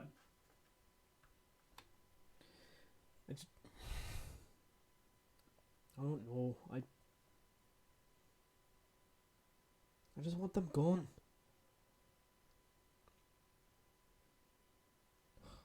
Takes a swig. I'm calm now. I'm just gonna sit down and think by myself. He kind of gets up from the table and sits in the booth by himself. Kind of like really slunched down, slunched back, just holding out his tankard. He's thinking over his life decisions hardcore.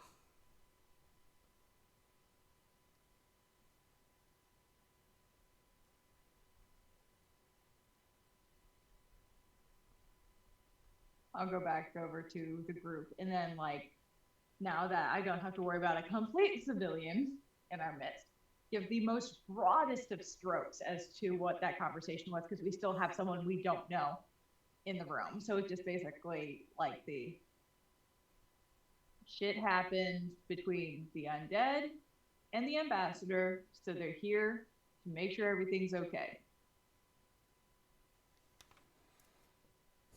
The Asgardian emissary. Oh, you really are well knowledge there. I tend to keep my ear to the ground. Mars is just starting to stare this person down. This person, Har? Mm-hmm. Yes. Okay. She don't give a shit about David. Yeah. He's a worm. What a child. Yeah, so when Lethe was saying this, by the way, I'm just for clarification, Yeah. she's saying to the whole group because there is somebody there, but she's basically trying to fill Rune in without letting everyone else know the whole of what's going on. Okay. So that now you know why I'm doing that the way I am, Brian. Oh, just to clarify, was there something that I missed, like a big plot point last week? The general of the Asgardian Bastion is in Midgard with 3 Valkyries. Yeah, but I think the last important thing that happened was that, you know, the assassination of the Asgardian emissary. Yeah. Okay. Yeah, so because of the assassination of the Asgardian emissary happening within a cell of all things, that's why they're here. Yeah, okay. That's what I figured. Although be it 500 soldiers is a bit overkill for the security detail, but in the meeting, You'll Oh, the get 3 Valkyries, was it? 3. 3 extra Valkyries. Oh, geez. Lead Valkyrie and 3 additional Valkyries. Is one of them named Sylvie? No. Okay. Just joking. Oh, thanks. Just so sad. Oh. I take it back. I take it back. No sadness.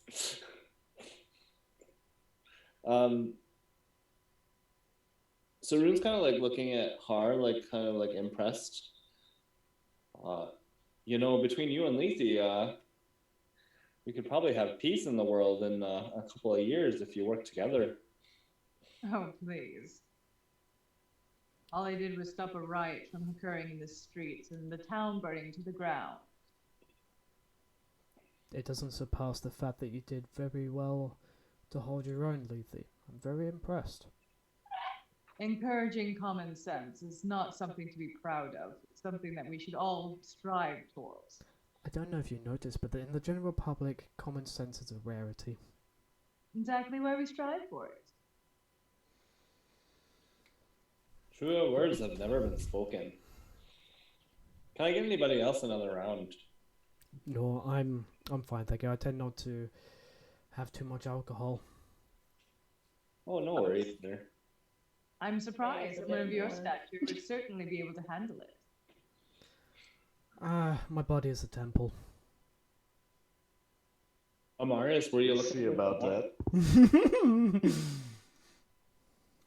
Amaris, was that a yes on another one? Huh?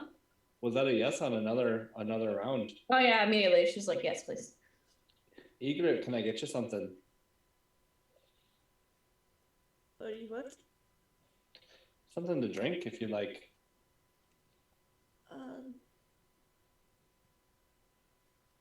Just more meat will be fine. Oh, all right. And Sorry becoming- that I've kind of stole Onyx from you. Oh, don't worry about it. A friend of Onyx's is a good person, indeed. She's not sitting in a chair. She's sitting under the table, and Uh-huh. Onyx is sprawled out on her lap. Yeah.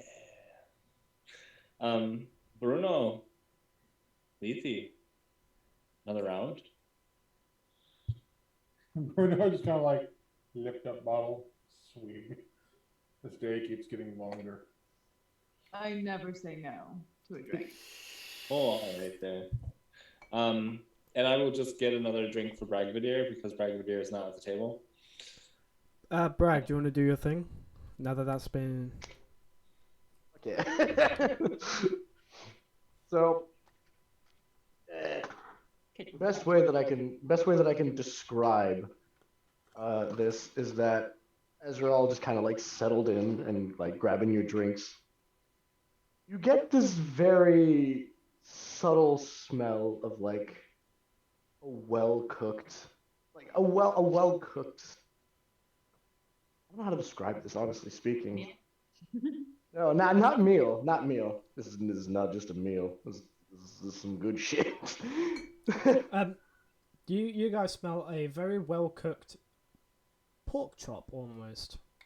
The fuck you making that back there, Breaking Bad? Yeah, smoking some pork back there, or Funny you should say that.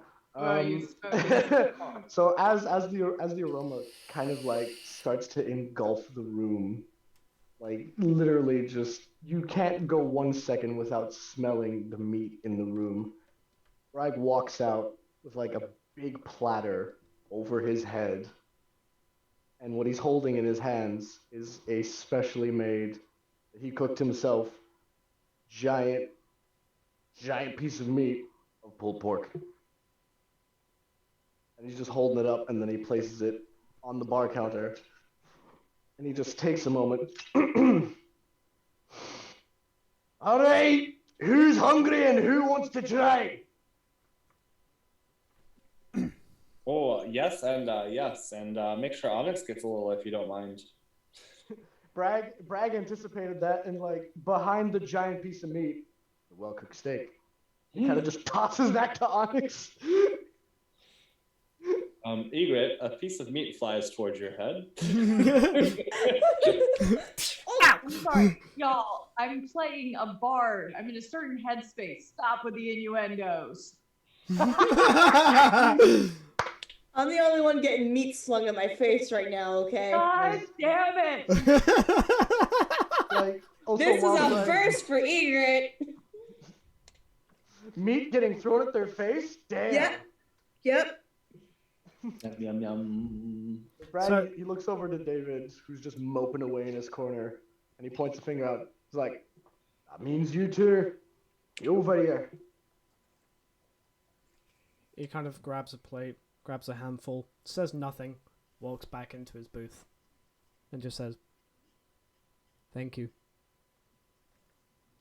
Bragg waits for a moment and looks to the man and is like, no one else is to eat until that man has had one bite. Like, he's still moping, he eats, and then all of a sudden he goes, "What in the fuck did you do to this?"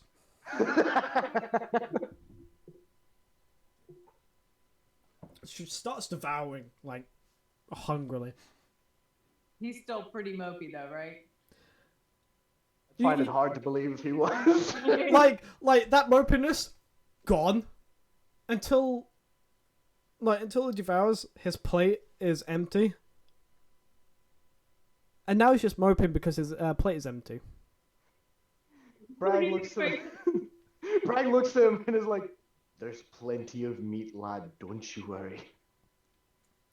He heads back and piles more, like a full-on small mountain. Lethe's still gonna roll her eyes and look at the bartender and go, do you have any idea where I might find his wife? You head outside, you take a right, and then about 100 yards in, his house is on the left. It's a green door. She'll snag a piece of pulled pork at the door. Best tell me how it tastes. Take a damn bite. Uh, Take a damn bite. Like, Take a bite. from how much you've traveled, this pork is fucking incredible. I'm sorry, we're talking about eating, taking another damn bite, and I just watching Chris take the tiniest bites of their food. Everyone's devouring pulled corner, pork crisps. my corner. Wait, is that a hot pocket? No, it's a burrito. I was gonna say that is the only It's way. a tiny ass burrito. Holy shit. What is now? It's a tiny burrito for a tiny person. They ate half of it already. He's like, I did earlier. I just took one big thing and ate that, and then I was like, no, I got half left. I can hold it. Alright.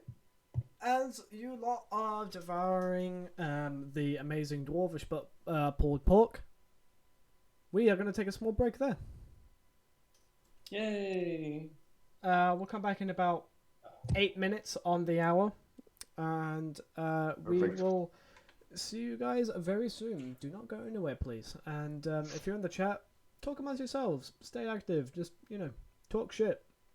But if Alright. but if you're being a cunt in the chat, I'm banning you. He's being serious. Give me the ball, nut up. Bubba boy. Does it count if I do it?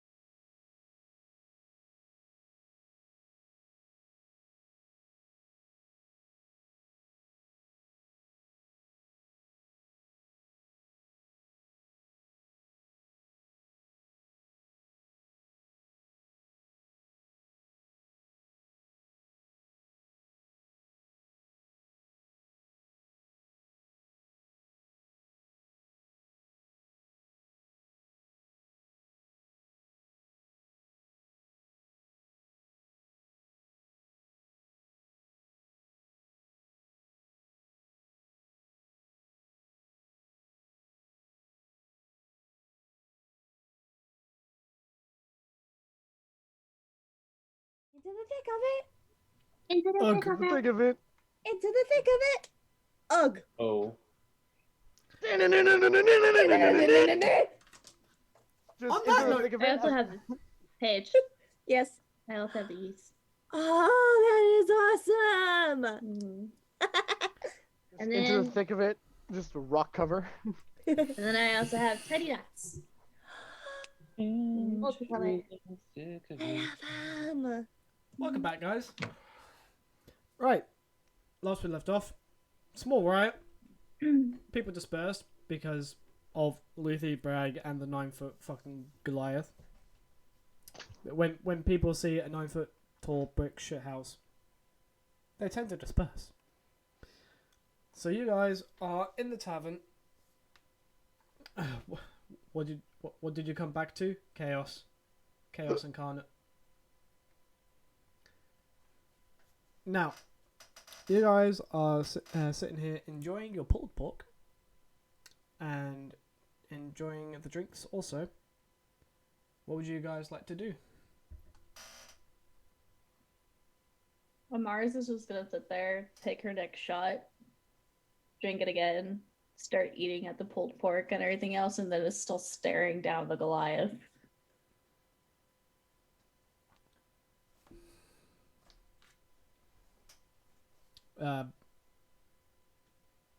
Han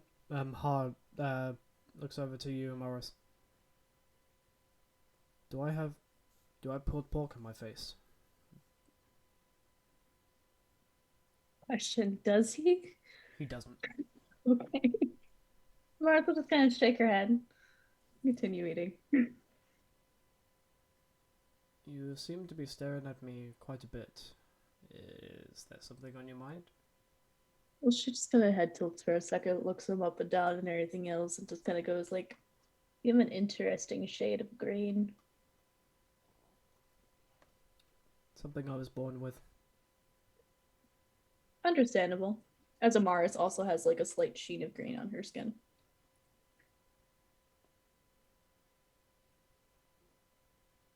Vanir?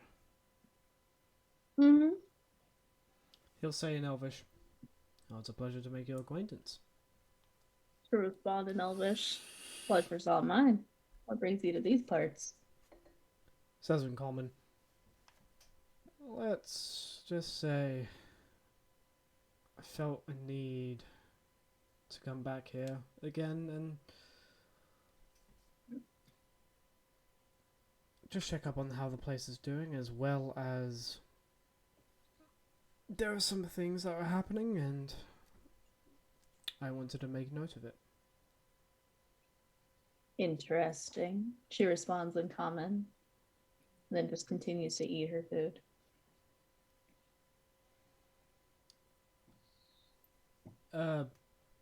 Torin, is it? And Torin's like, I. Do you have a room available? Let me double check. He grabs his ledger. I have one on the second floor. It should be big enough for you. That is appreciated. I would just like to rent it for a week. A week? Alright. We'll put you down for a week and you pay at the end. Thank you very much. That is appreciated. Rag's still behind the counters, so he'll kind of look to Torn and just be like, "Lad doesn't need to pay. I'll cover it for him." You sure, lad? You've just met him?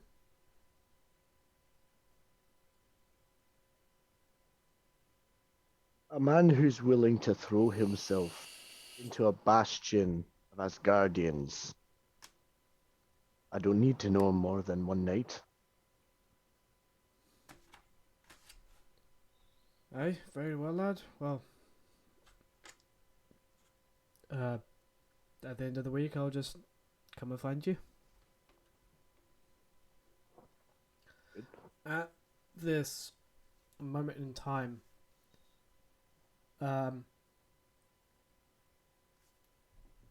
one bastion that you all recognize was the bastion earlier this morning. Comes into the tavern. Can I precede that? I was going to take a mead over to, or an ale or whatever David was drinking. He's just sitting there munching on the plate he had, and he sees you bring more. Thank you. Just so you know, you catch more flies with honey than with vinegar. Keep that in mind. Kind of goes back to eating, but eating cautiously, just keeping an eye on you lot. And then I'll put the drinks in front of everybody as the door opens and the Bastion walks in. The Bastion walks in. Which one of you is it, Morris? Amaris will basically just kind of like peer over because I think technically there's a couple of people in front of her. There was one person that makes up a couple of people, but yeah. Yeah, at this point she just kind of like leans over slightly a bit and just kind of goes like, I am, why? General Siglune requests your presence. Okay. Can I So- finish my drink and food first? What does that smell? Bragg kind of like holds out a kind of like carving knife and like a claw that's used for scraping the pulled pork and looks to the Bastion. They're gonna finish their damn pulled pork even if it fucking kills me. Try some. And I'm not taking no for an answer.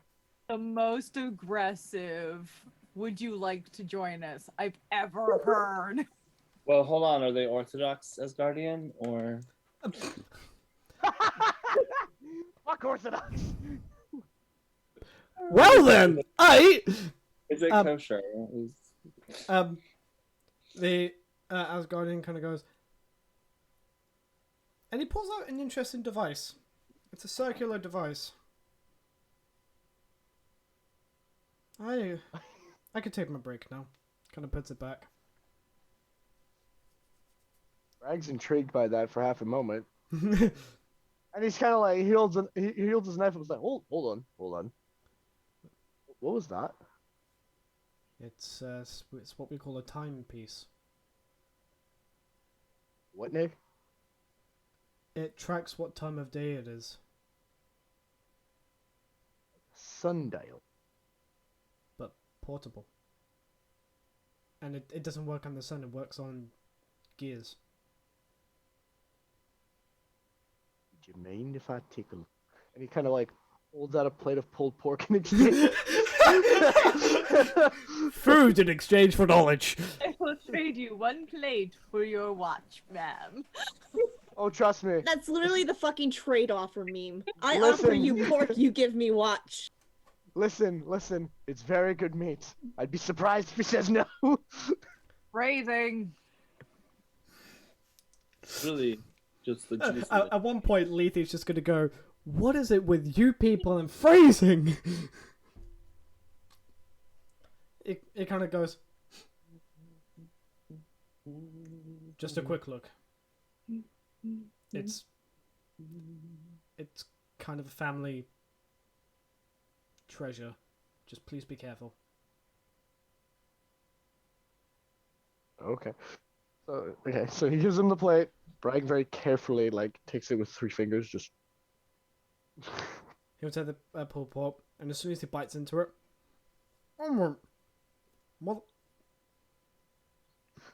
Man just orgasms on the spot. Just like. What did you do to it? Bragg is kind of very into this timepiece. He swears he's seen something like this before, but doesn't know why. But he's looking at it like interesting. I was gonna say, is there anything I should roll? for him looking this intently over. Make me a history check. History. How good is my history? Oh, that's nice. well, that helps. How does a natural 20 sound? What's your modifier for history? Only a 1. It's only a 1, buddy. 21. Is it 21? You've seen something similar in Nidavellir, only that it's much more. It's huge and very rudimentary. It's like a central town clock almost, but it's still kind of like a prototype. So it's like, it doesn't work today. It does. Tomorrow it probably won't. But the fact that you find one so small, working, and well made, it just baffles you. Is there anything that Bragg notices to kind of like open it up just to look a little further? But like very carefully open it up. You open it up, and the intricacy is far beyond any metalsmith. This is not the work of a blacksmith, this is the work of something else that you have no idea who did. Does he recognize the metals that are being used at least? Just simple mild steel and copper, and the casing is brass. Now, is there Gently put a crystal inside of it, or? Nope, it's just moving metal parts. Bragg's just looking at it like.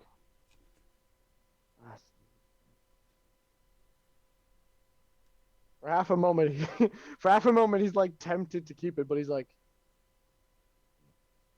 closes it back up very carefully and kind of like goes around the edges to make sure that it's closed nice and tight, and gives it back to the man before answering. And he's like,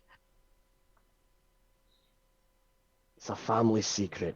Can't tell you. However, it's all in the timing." It kind of looks at you like, puns right now.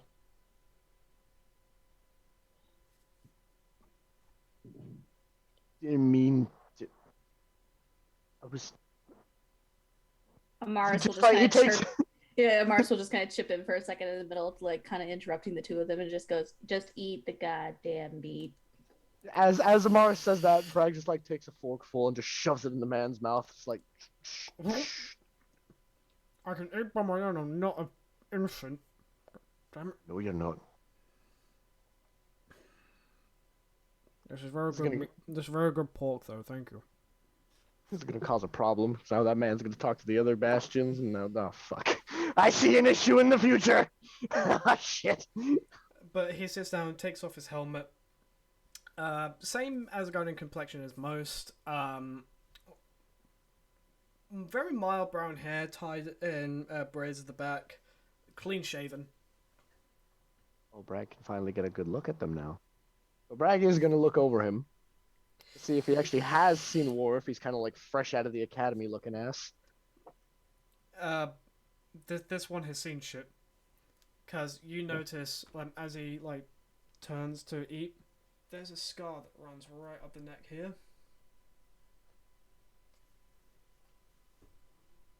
That you know very well to be a battle axe scar.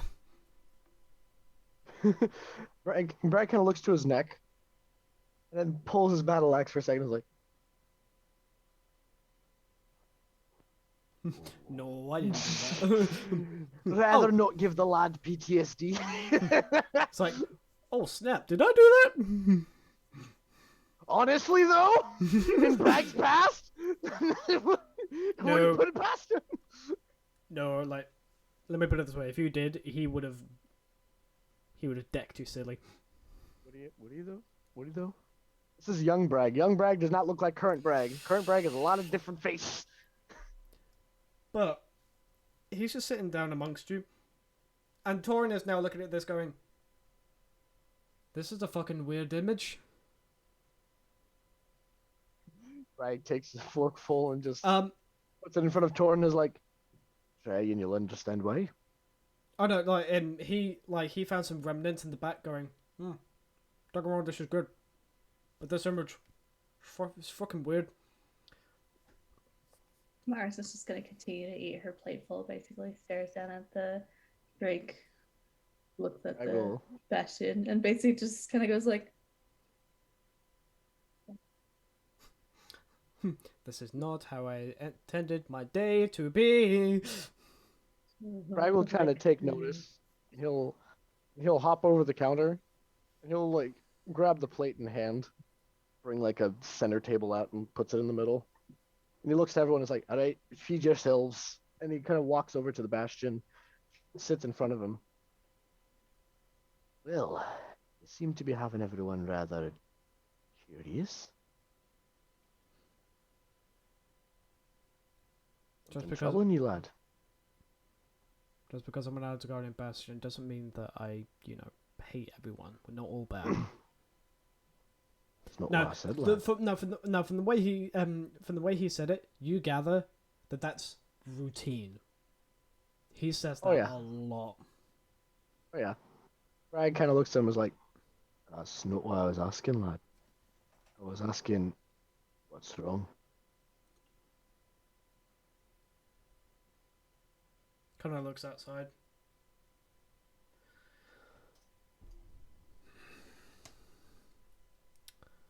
I don't like the fact that my general is being ordered around like a common soldier. It's sad to see it's what happens in war. No matter your rank, no matter where you stand, there's always someone above you, unless you can find a way to be above it all. The only one that's above it all is the gods. Bragg kind of just like he just like clicks his tongue and just takes a sip from his tankard. Is like, bloody goods. immediately Mars is just gonna look over in that direction and be like, shake her head.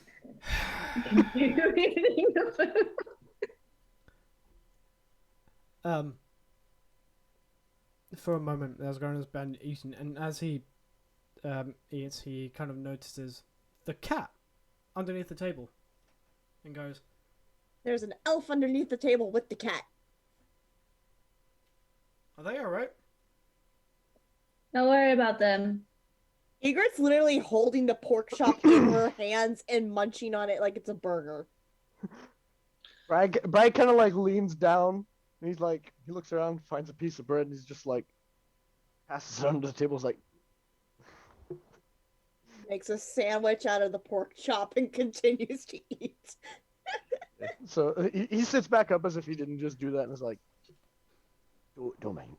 They're not. He kind of looks over to Amar. What's the word I'm looking? Mars at this point just kind of like looks over at Egret and everything else and just kind of goes like, wildling. Hey. Ah. Well, my name is Sten. Hi. Nice to meet you. Oh, hey there. Mars just kind of like she moves from the bar for a second with like some of her pork. Hold on, I just want to acknowledge something. Egret, you just waved politely to an Asgardian bastion. Listen, I'm the pulled enjoying pork a pork chop. I have a pork chop in hand. This is the only time I'm being nice because I'm being satiated at the moment. Also, Listen, there's a purring cat in your lap, so I mean, it's hard to be mad. Listen, 1, there's a purring cat. 2, Bragg Video's cooking is fucking amazing. Everyone's gonna be happy. This is the only time I have peace with the Asgardians. Yeah.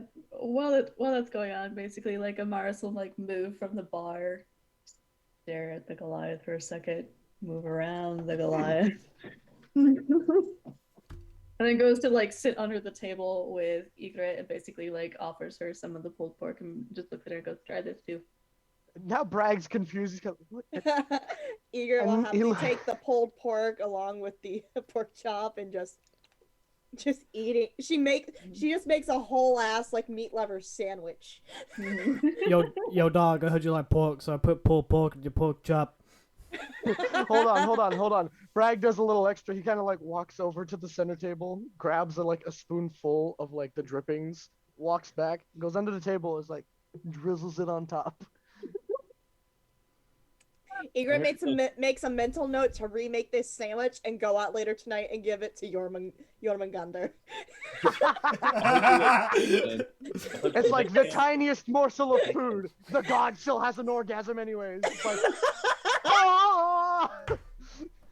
Morris is just gonna sit there for a second, basically kind of like lean up for a second, grab a little bit more of the pork off the table, sits there and hands it over to Onyx, basically like in the palm of her hand. Listen.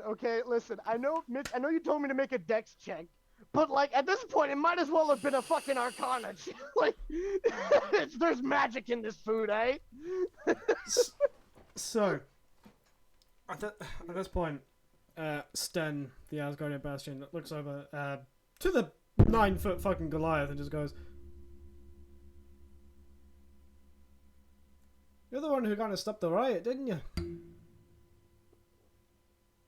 "Yes. What about it?" "Good job. We weren't exactly prepared that early. So, thank you for stepping in." And Sten will turn towards Lethe. "Thank you for..." Lethe left, remember? Oh yeah, no, but Lethe left to go find the wife. Yeah. Actually, we'll switch over to that, by the way. So, Lethe, you're going down the thoroughfare. As you can tell from the current occupation, there is quite an increase in bastions. Like, while previously it was like 1 in 10, it's now 1 in 4. So Since the fight, nearly since the tension, or before that? Oh, so the 1 in 10 was like before the battalion came in. Now that the battalion's in, they've spread out a lot more, and it's like 1 in 4. Okay, so it's not in regards to the occurrence from earlier. It's just this happened when they all arrived. Yeah. Okay. You go down the thoroughfare, down the usual cobblestone thoroughfare. As you come into this housing district, houses of all types. There are tall houses, small hovels, and very basic homes as well. And immediately what catches your eye as you're walking down is a very bright green door that David mentioned to you. Tora mentioned to you. I'll give it a couple wraps. A moment passes. Nothing.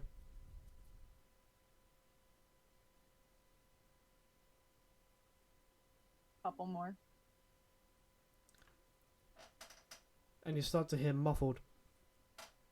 "I swear, if this is your attempt to make good for what you're about to..." Opens the door. "Hello? David's wife. What did he do now?" He tried to start a fight with an entire battalion outside the pub, getting a drink. He didn't get himself arrested, did he?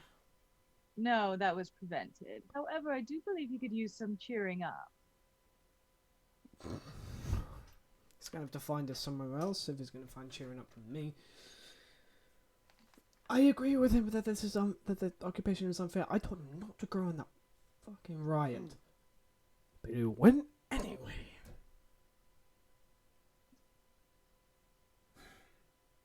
I think he's learned a little humility from the event. He's in the tavern. He's in the tavern.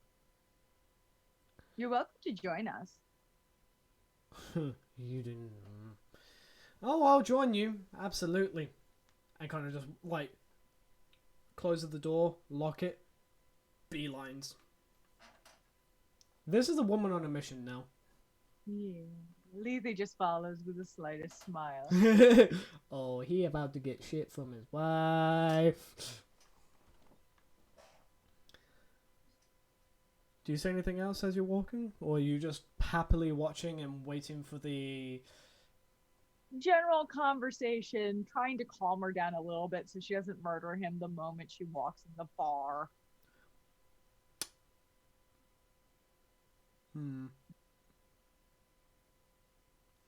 Okay. As you walk along, she kind of goes,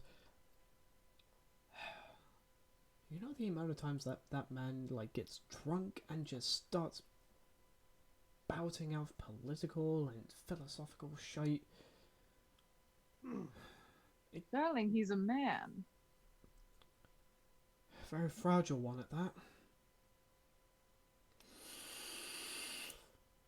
In his mind, he seems to think he is protecting his home in his own strange way.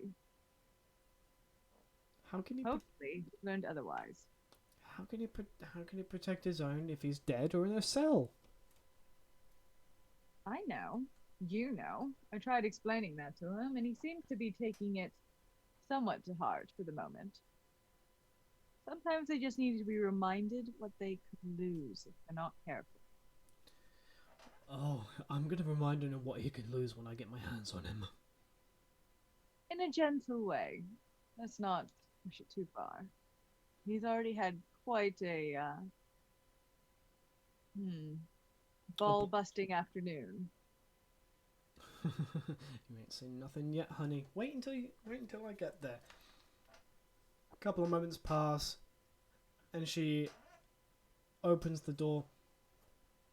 But before turning to David, Torin, my love, how are you? And Torin goes, Celia, it's a pleasure to meet you, lass. He's over in the corner.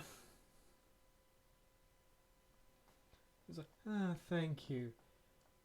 Goes to the table and get some food.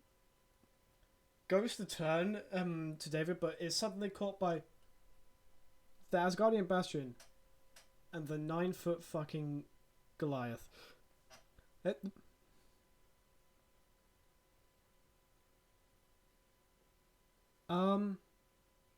Hello? They both kind of turn, like mouth full. Good morning. Oh, hold on. Takes out his timepiece. Good afternoon. I'm going to unpack that later. Turns immediately to David. And David is like, hello, dear. We're going to across the room.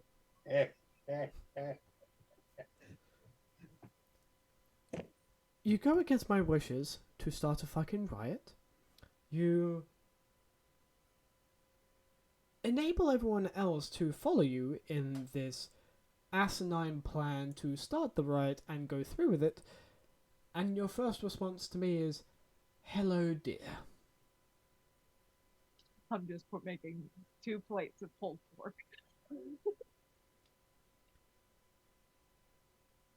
David Brightstone, I am going to make sure that you wish you were never born a man. Rag trying to come in to save with a plate of pulled pork. I can imagine the whole group is like, this is great entertainment, I'm just... Bragg is just That's like exactly slowly... what Amaris is doing underneath that table. Just kind of like Bragg is like slowly walking up and looks to the woman and is like, "Me lass, do you mind something to eat? I imagine it's been a rather long day." I'm a vegetarian, but thank you. You, however... Bragg just feels insulted right in that moment and is like,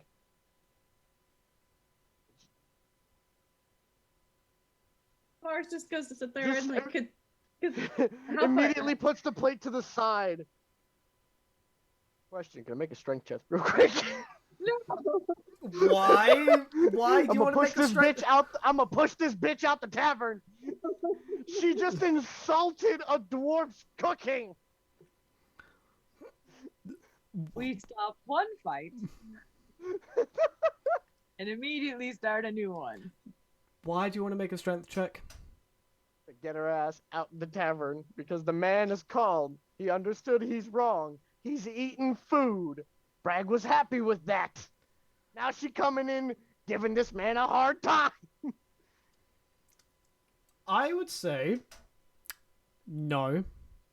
Rude. Due to the fact you forget you're also married, and also never get in the way of a woman who's about to deal with a husband. You forget My for wife. like Bragg right now it's like that's not my wife.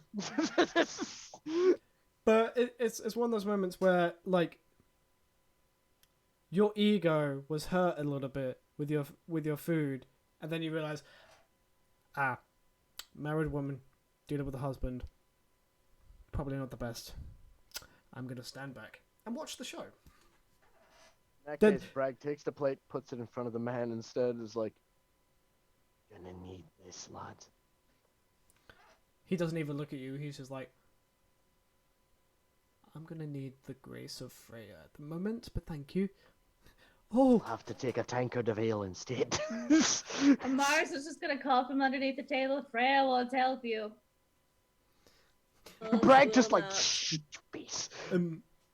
Celia pipes up. No, she won't, because right now she would be afraid of me.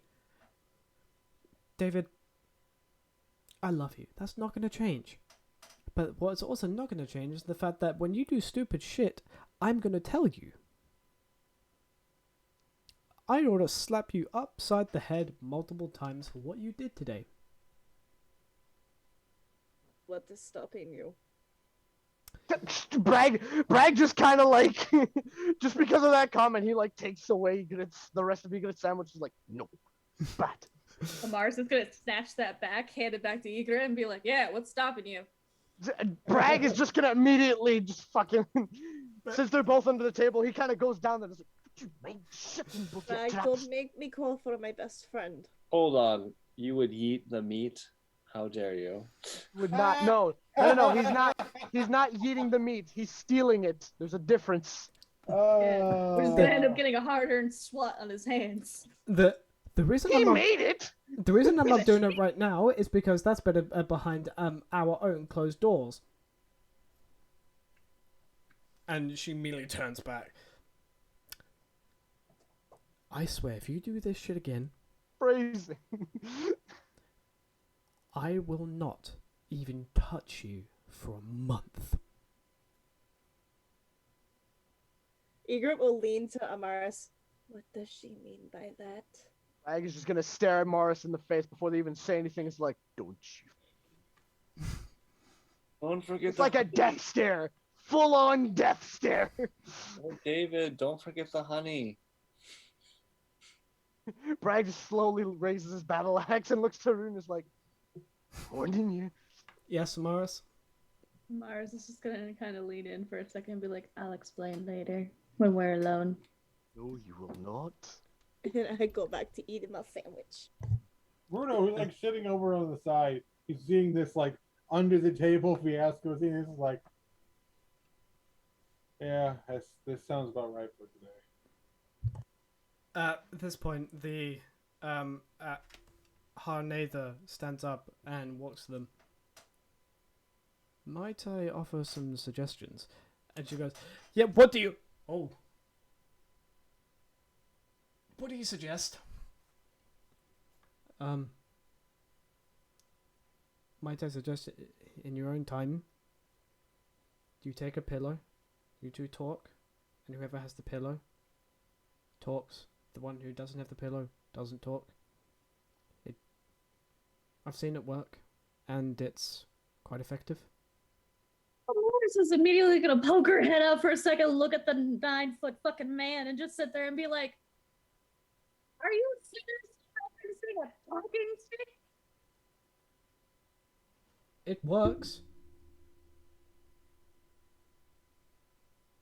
Bragg's just gonna like hold his hand out in like a waving motion, like, go ahead.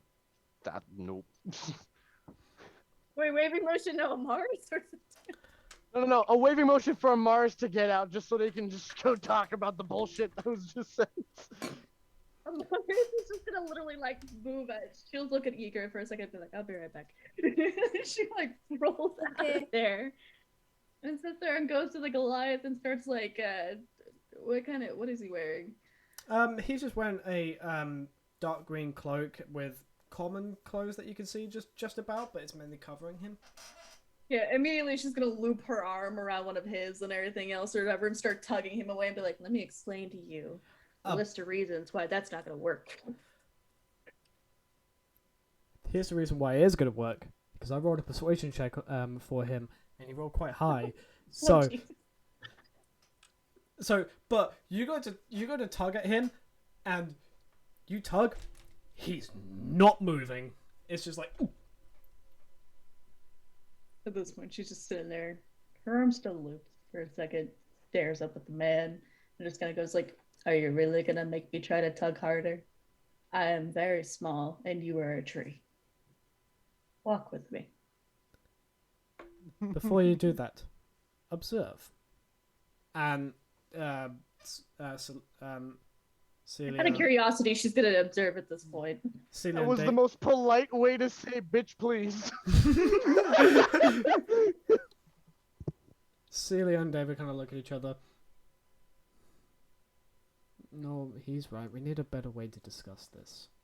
And David's like, I know, and I am sorry, dear. You know how heated I get. Let's go home and just talk about it. And David gets up and goes, but before I do, grabs the plate of pulled pork that's left. We're just taking this home. And they walk out Before they're about to leave, Bragg just like gets out from under the table, grabs like a big pile of it. Is like, hold on, and he's like kind of like running. And Celia goes, what's so special about this pulled pork? And That his wife? Yeah. Wife that's a vegetarian tries it for the first time. You just made her eat meat. Bragg's phrasing. Listen, Lethe may be the bard, but when it comes time to cook, Bragg's the bard. She's like, I can't believe I did that.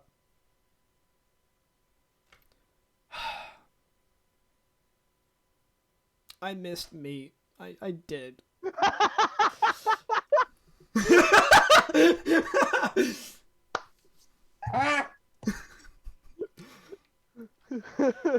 and Bragg in his head is like, no wonder she's so grumpy. And at this point, you put your damn fucking. And at this point, they both leave, holding hands, sharing the platter of pulled pork. And Har looks down at you.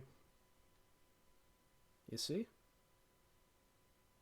Amaris just stares up at the tree-like person essentially and goes, you got lucky.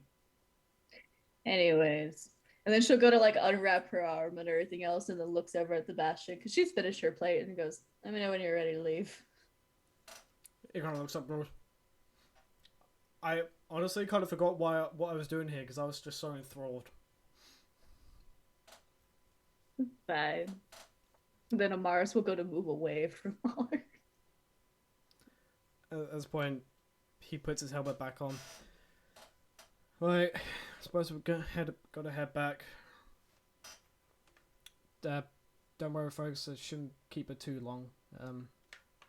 Just I'll send her back on her way when we're done. And Har kind of looks at the Bastion. Asgard needs to learn from you. Sten kind of looks at him going, thank you, I think. And just leaves.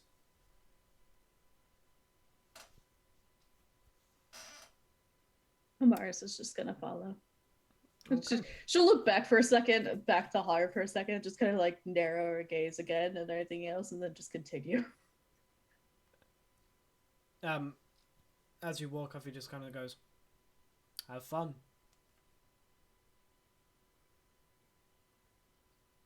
She doesn't say anything.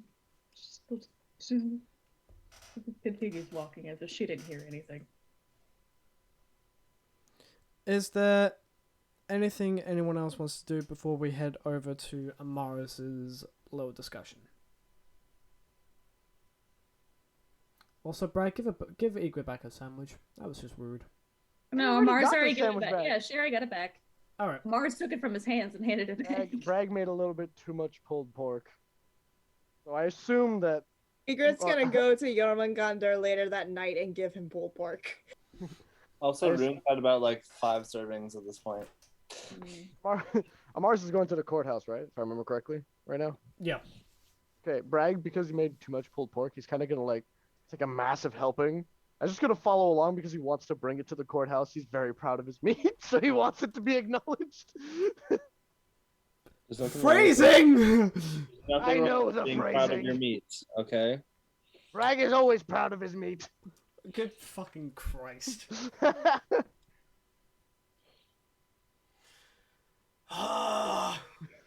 Bragg's kind of like walking along with a plate of food in his hand. He's like kind Mars of is- cover. Yeah, cover on Mars it. is, but yeah, gonna just kind of turn around for a second and realize that Bragg's like following them, and basically just kind of goes like, and then just shakes her head and then continues with the battle. Bragg, at this point, as you're going through town with a plate of meat, there are people around who are wondering what that glorious smell is. It's covered at the moment, apparently. Is it covered? Sorry? It's covered, yeah. You put a cover on. Uh, So it stays like- warm. Like this, like people are still kind of Smell should still be strong enough. Yeah. At this point, just everyone still like sees. Dwarf, what is that? What's that smell that's carrying around you? And you see like about 4 people kind of curiously looking at you. Bragg is gonna kind of like walk a little faster. No. But where can we get some? In the tavern. Tell them Bragg sent you. Just kidding. We'll deal with that later. And Amaris, you are led into the council building, and you are then led upstairs into the council chamber. And there is Sig, in the same chair. It looks like she has not moved. Like it's one of those moments where you have back-to-back meetings, so you just don't get up from the chair. Mm-hmm. Something tells me you know that too well. Unfortunately, it is the life I live. Don't shake your head at this. Ain't such a damn male. And Sten looks to you. Just give me a holler if you need anything. Will do. And he closes the door behind you. And there is Sig on her own. Okay. So it's literally just the two of them. Mm-hmm. Mars is just gonna sit there and just kind of look her up and down and be like, "You could stretch your legs if you like first." I might just do that. Just bear with me a moment. She stands up, kind of stretches, and as she stretches, her wings unfurl, and they are beautiful wings. Like, you know they're white, but they sheen gold just through, as the light through the council building windows just reflect off them. It is a beautiful sight. And she kind of goes, and as she stretches, she levitates to do a complete stretch. Oh, thank you for reminding me of that. And hovers back down to sit once more. Mars will actually take the seat that's literally like adjacent to her, like next to her. Mm-hmm. And basically shift the seat to be staring at her and everything else, and then it goes, Well, now that you feel better, are we going to talk about the fact that you're here for more than just the lovely people who are hiding underground? You don't come here just for people like that.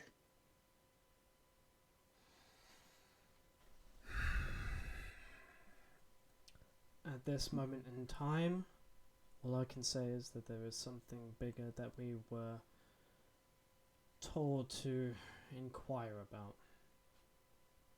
Hmm. Aside from vagabonds, I assume. If anything, I would actually guess that you're not actually here for them and it's a cover. The general objective is something different, yes, but my personal interests do lie within the rebellion. Is that because of them going after your soldiers? Not quite. That is a part of it, yes. Mars will basically sit back for a moment and everything and just kind of sits there and goes, I know you're a fan of Vanir. But what is your actual objective with the rebellion? As we both know, if you wanted to find them, you would easily. I've heard plenty of stories of you.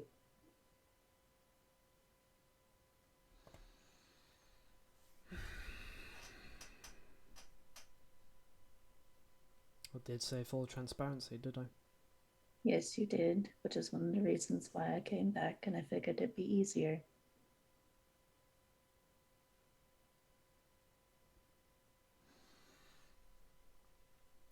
She kind of looks around.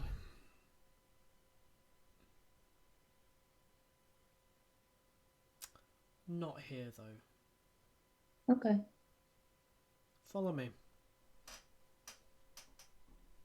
She kind of takes you into another door that leads upstairs. Mm-hmm. And heads out into a sort of balcony area.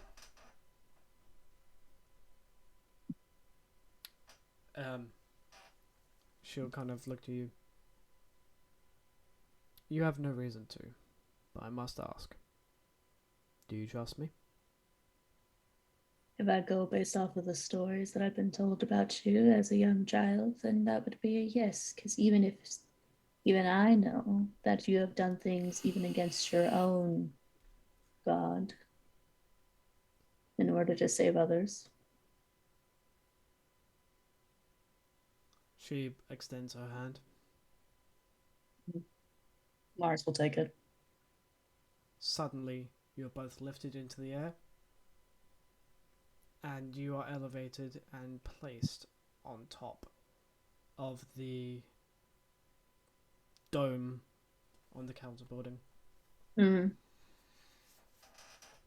Away from prying ears. Makes sense. I need to get in contact with the rebellion. Or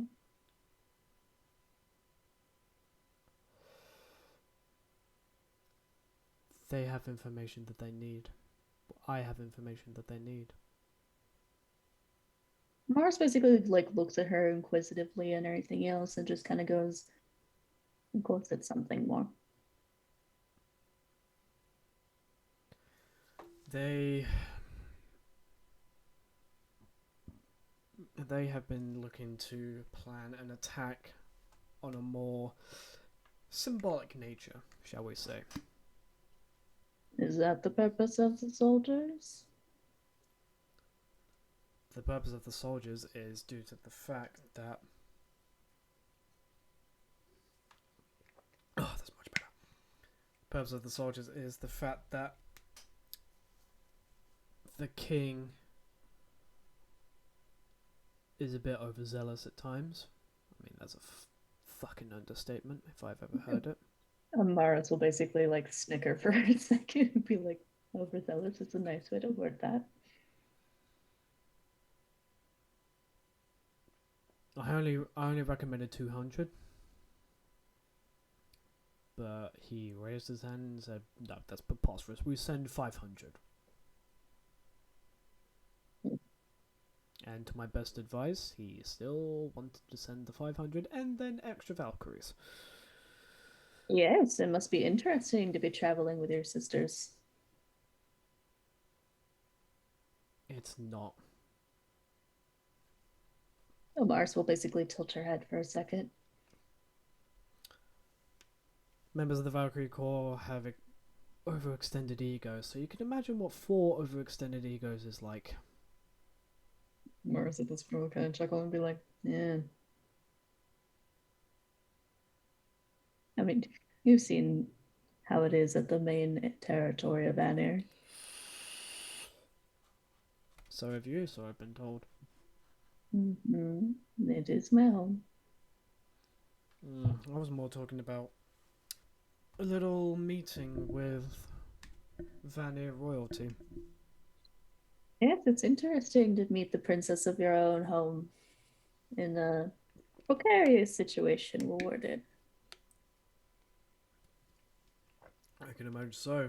Try meeting Asgardian royalty in a precarious situation. I think I'd rather not. I think this is as close. She gestures between the two of them. I think this is as close as royalty as I'll ever get. Thank you. The Nornir are interesting energies. I wouldn't put it past them.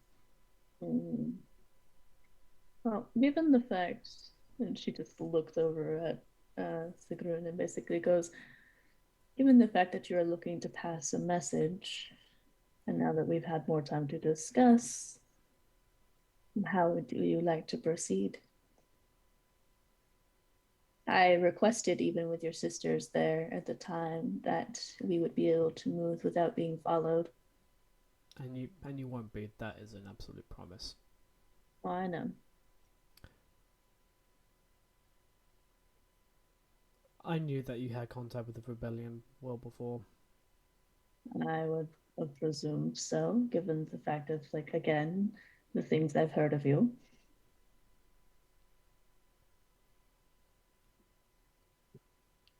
Just do me a favor and just tell whoever is leading that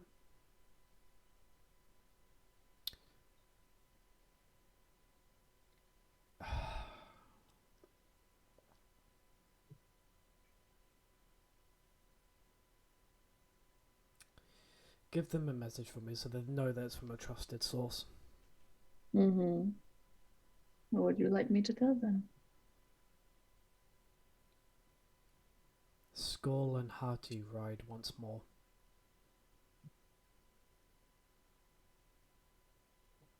Now, what shall we say that we were discussing? Want to give that message? After that, it will take a while, and then I think something tells me we'll all be present for that discussion. I meant when you put me back into the meeting room. Just say that you were... I'll spin something. Don't you worry. Okay. Plus,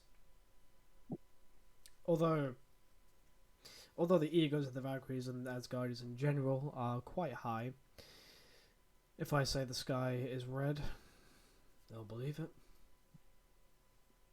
True. But you can also just say that the little Vanir was curious and wanted to talk more to the Valkyrie from hearing so many stories. Oh, that is true. Only if you promise to give me actual stories later. Buy me a drink first. I can do that. I know a lovely place. I'm sure you do.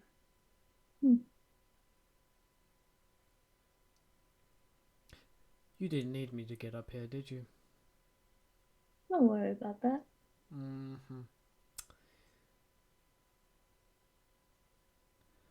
Well, we better head back before we are Mm-hmm. before suspicions arrive. Indeed. Do you wish to get back down on your own volition, or I mean, you brought me here other anyways. Might as well take me back down. gotta do all the work around here apparently? If it makes you feel better, you look rather cute doing it. She says nothing. And just takes your hand again and and she kind of like swoops down a bit. But then but at the very last second just gives a very sharp turn and does a very fast loop around the dome. Mars at this point is just internally screaming. Just okay, gentle. Oh God! It kind of drops you back on the balcony. Sorry, did I scare you? Mars at this point will basically sit there and smirk and be like, feel better for the payback. Oh, just a little bit. So Mars will just kind of enter in through the where they were before. She'll kind of sit down again. Just deliver the message and then I will... Either they will send a message to you or I will. Sounds good to me. Don't forget to stretch once in a while. And I will remind you of that drink eventually. Please do. And Mars at that point will basically go to leave. Sten opens the door and notices the slightly windswept hair. Dare I ask? Mars will just sit there and like run a hand through her hair and be like, "It was quite windy on the balcony." Windy on the... And just walks past him.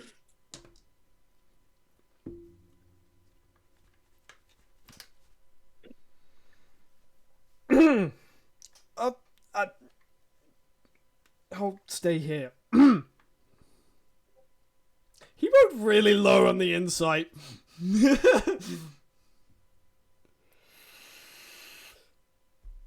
Back at the tavern.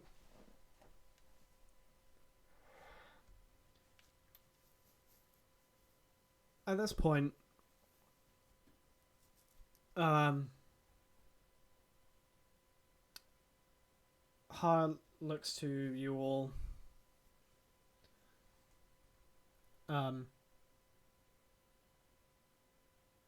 And especially looks at Egret under the table.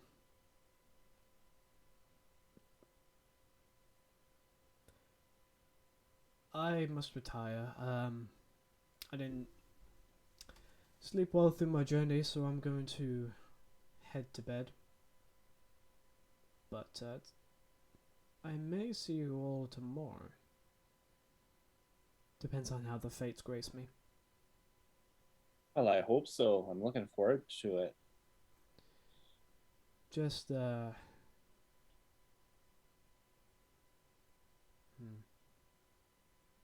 just keep up. I hope so too. You seem like an interesting folk to travel with, and I'd love to take you to some places. Oh yeah, I'd love to hear about your travels too. One day I just might.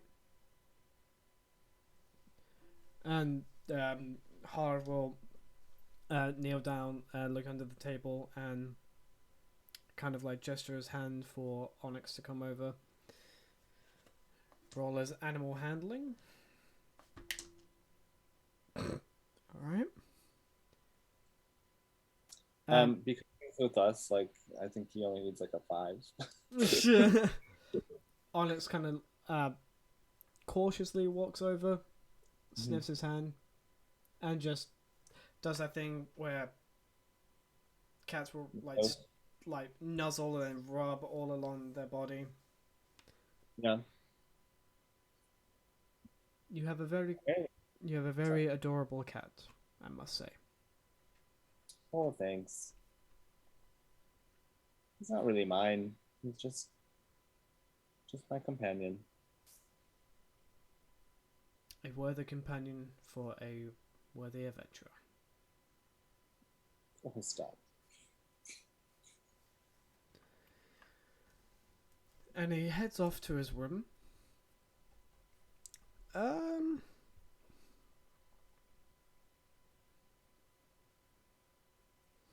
Rune's gonna look over at Lethe and just be like, Rin's got some competition there, eh?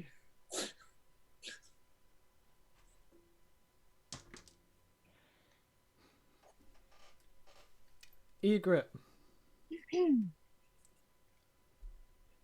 You get a message in your head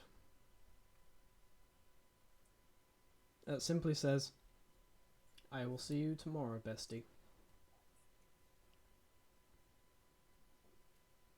Oh no.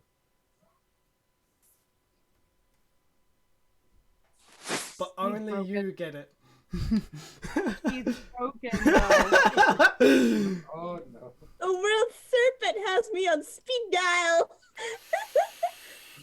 The world serpent called you bestie. Yes. There are many concerns currently. She my best friend. She a real bad bitch. If anyone sees her, you see this wide smile appear on her face. She's just like, Her sandwich Is anyone stacked still real under the thick. table? huh? Is anyone else still under the table?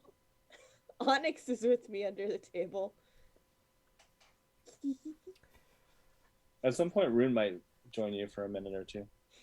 You might be the only one who sees that smile on her face. Just gonna admire it without commenting on it. Is there anything that anyone wants to do for the rest of the day?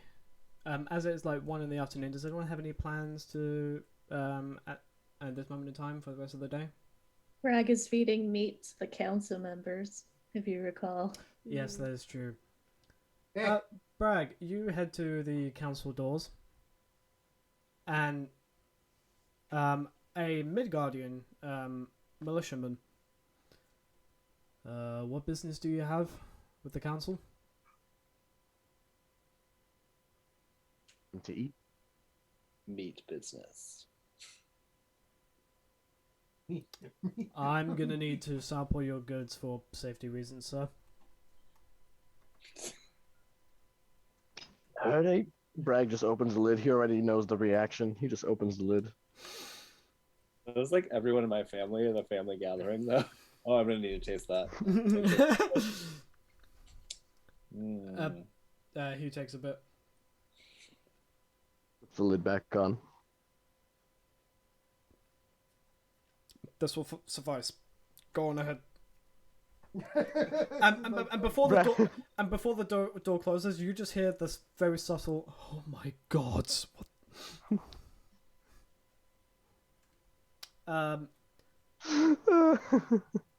You, as soon as you head inside, in the foyer area are 2 members of the Midgardian Council.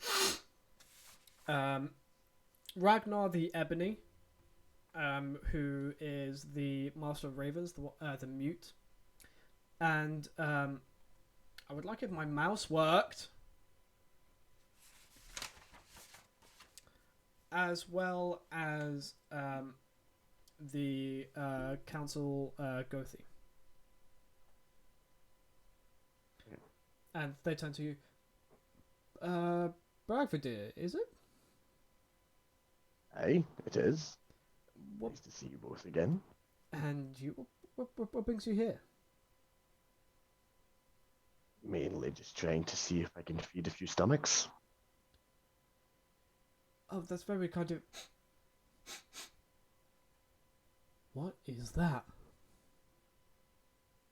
I figured you might say that. And he kind of like lifts the lid. Is that dwarvish pulled pork? Indeed it is. I haven't had any in such a long while. I figured. They'll take a bit, and as they're eating, like, smiles galore, just... And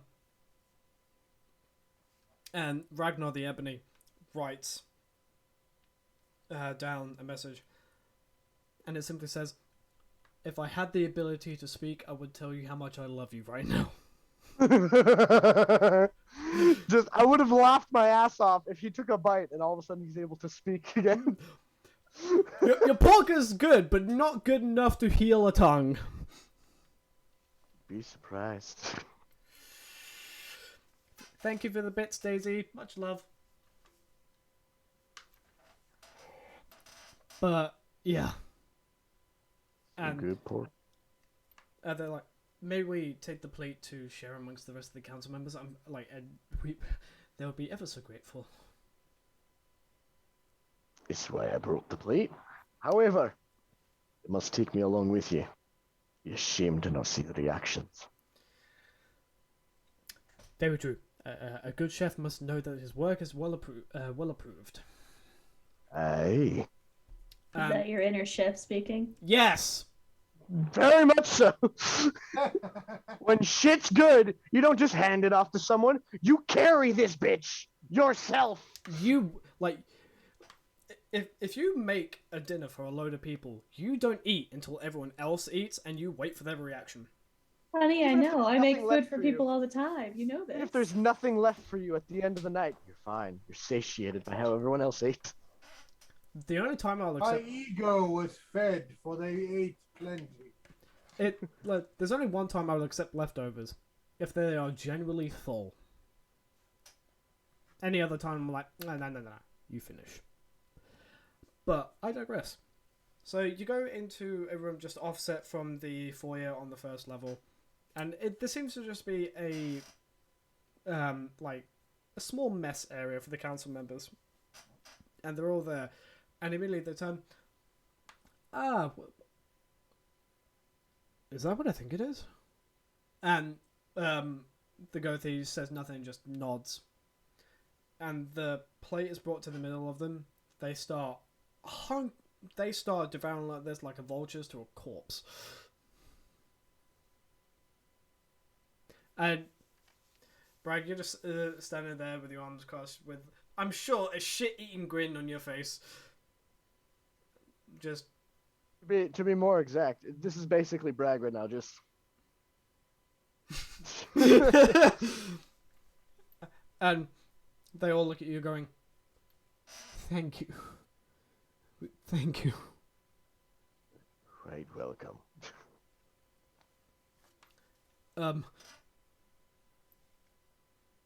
Could you give us the recipe? Our chef is also very good. You may know of a recipe, but you cannot have my recipe. Is it at least as good as this? Lad, took me many a years to find out how to make it this good from the original. So, you give them a recipe, they look at it, and They'll be surprised by like at least 2 ingredients that are added in there. yeah, they kind of look over and go, "Does that really work?" Aye, it does. I think we have some of that in stock. Just Bragg Vadir is basically the prodigy kid from Food Wars. Just he's been training. Food wars, you mean food porn? Yes, the food porn. Yes. Best anime ever.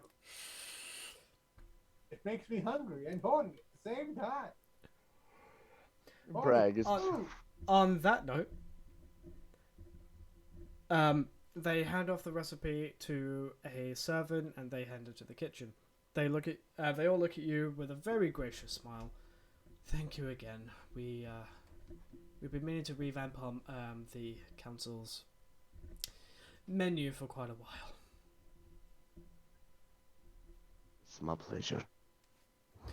Right, we need to have a small meeting anyway, so without sounding too rude, if you could leave us to it, that'd be grand. That's quite alright, lads. And he'll kind of like take the plate, put the lid back on, and just walk out. Yeah, no, that plate is fucking empty, like clean. Oh, yeah. So you head back. Is there anything you want to do when you get back to the tavern, or? See if there's any meat left, really. Probably not, though, honestly. Everyone, go ahead and roll me just a straight d20, or gay d20, whichever you prefer. Googly eyes. Can it be a bisexual D20? Either or. Straight, gay, bisexual. God damn it, you get it.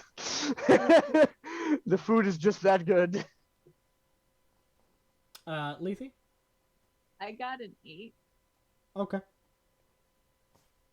Rune? You're muted. You're muted. I rolled 2 googly eyes. Is this perception you said? No, just a straight. Oh, no, just a straight D20. Oh, 11. 11. All right. Mhm. Ygritte. 18. Nice. Hard, what'd you roll? Amaris. Mars isn't back yet. You 8, right? She ate only what was given to her. Okay. Bruno. And she gave like part of it to Ygritte, remember? I was trying to bring some to the councilwoman, but fucking everyone in the courthouse ate it. 17. Bragg, you get back. There was no meat left. Not even the second plate that I said I made.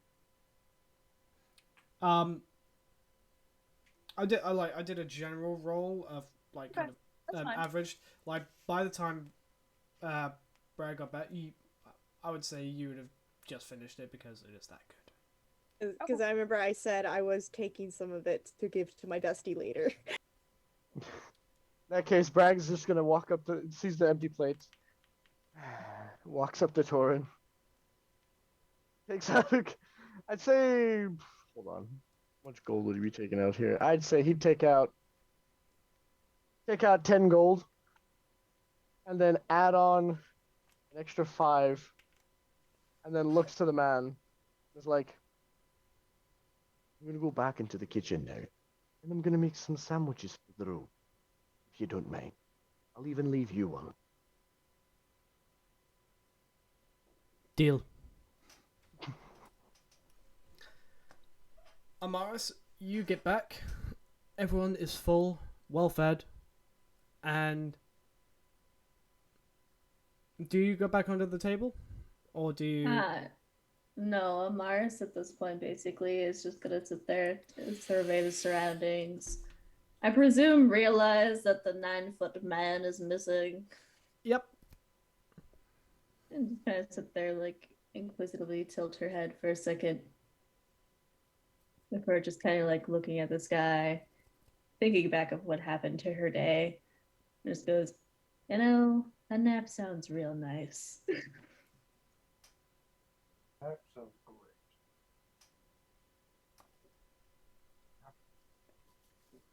So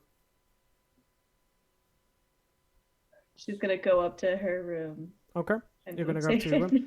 nap. Is anyone else gonna have a little siesta? See, I Bruno. was going to just run to the post office real quick and then come back. Okay. Well, So if I'd you, say if you don't mind an escort, I'd be happy to go with you. I could use some fresh air.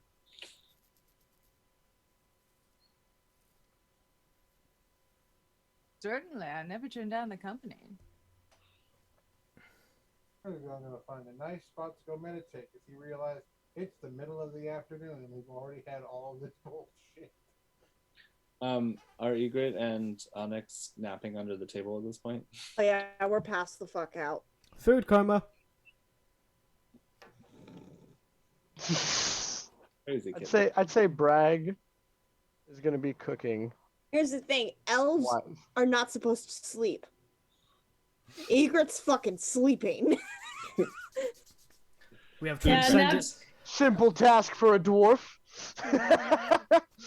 You can't sleep, but you can be in a coma. Today on General Dungeons and Dragons. I feel like the only way to wake up Egret is after Bragg is done making the sandwiches. He just kind of waves one. That's the way to wake them up. So Lethe and Rune, you are heading to the post office. Is there anything you'd like to discuss on your way? So where are we going? I have a couple letters I needed to send out. That's all. Oh, no worries. Rune's gonna do some like weird stuff where he's gonna start doing like lunges and like he's gonna do like some cartwheels and just some like acrobatic tumbles along the way. So sorry, I ate so much meat. I gotta exercise a little bit to Make keep an my muscle back up. make an acrobatics check for me. 23. Yeah, no, you do the lunges and the cartwheels. Even managed to pull off a short little front flip with absolute ease. Part of this conversation is also going to be with me like walking on my hands, just like looking up at Lethe. So, are you sending anything crazy or? Just a couple missives. Nothing too crazy. Are you sure you were a athlete and not a circus performer? You know, I always thought about being an entertainer, but I was always happy with being more on the athletic side. And who says being an athlete isn't being an entertainer? Well, I don't know. Would you get into the battle ring? I have other skills, darling. Mm-hmm. Oh, I know. Not all of them, but I recognize talent when I see it. No, sorry. I just, I've been cooped up and just traveling a lot, so I needed to stretch my body out. How far did you get towards the farm? Did you manage to make it home at all? Wait, did I go back to my house? Is that what? You well, in the last session that you missed, you said you were gonna head back to your farm. I would say you got about a mile out of the city when you saw the Asgardian force came in, and then realized, Oh shit. Shit on a shingle. close on a bicycle. Yeah, no, I was gonna run home and say hi to my dad and the kiddos, but then I saw the Asgardians and I thought, perhaps I should stick around. Do you miss your home? Oh, of course, but I had strict instructions from my dad to not come home unless I was done adventuring. Really? For what Yeah. reason? He thinks that I took my ma's death a little too personally there. So. How long? Oh, it's been a little over half a year now. I was at a tournament, so I wasn't there when she passed, and I might have been able to help her. But, sometimes life just throws you blows and you just have to take them. I'm sorry to hear it. Well, her passing was tough, but if it weren't for it, I wouldn't be out here adventuring and potentially helping create peace in our crazy world here. Quite the circumstances we find ourselves in. Yeah, I tend to go with the flow, and this is just where the river of life took me. So. Towards the undead and political intrigue. Who would have thought?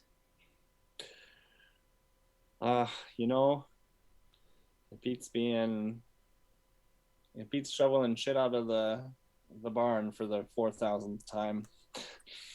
I cannot possibly imagine. That's probably a good thing there, Lethe.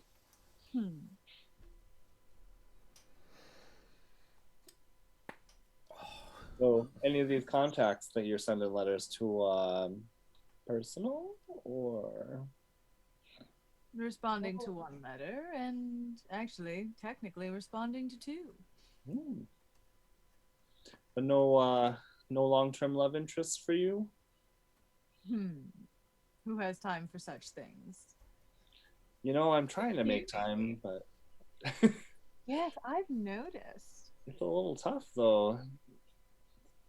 It's hard to pin Rin down for a conversation long enough to see where we're at. And now there's what's his name? Bra?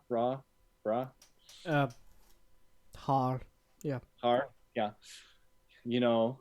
I can't rule him out. He's got quite the build, quite the commanding voice. Ruffles my feathers, if you know what I mean. I think I do. Just maybe don't tell Rin. Oh, I'm a vault of confidence, darling. I'm afraid to ever even attempt to crack that vault. So, do you want me to escort you all the way? I know last time you wanted a little bit of alone time, but Oh, I leave that up to you, darling. The letters are already written. I simply need to send them out. I probably should at least write my da. While we're there, they have some spare parchment, I'd imagine. If they don't, I certainly do. Oh, I'll be happy to tag along the whole way there. All right.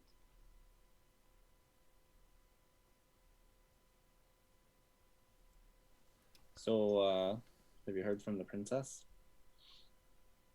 She just kind of gives a little smirk.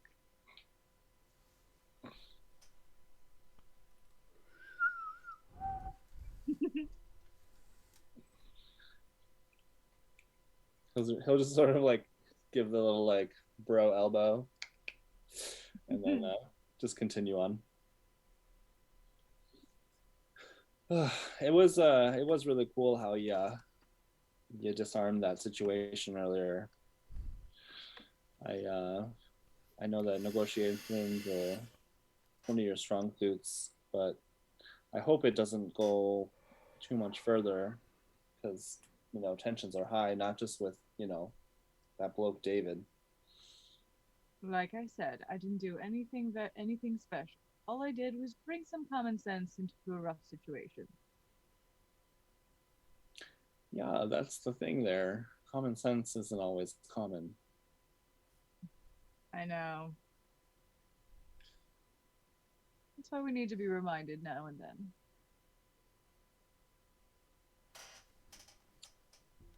For sure.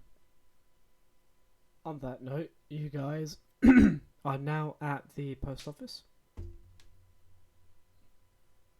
And Bruton cartwheels into the post office.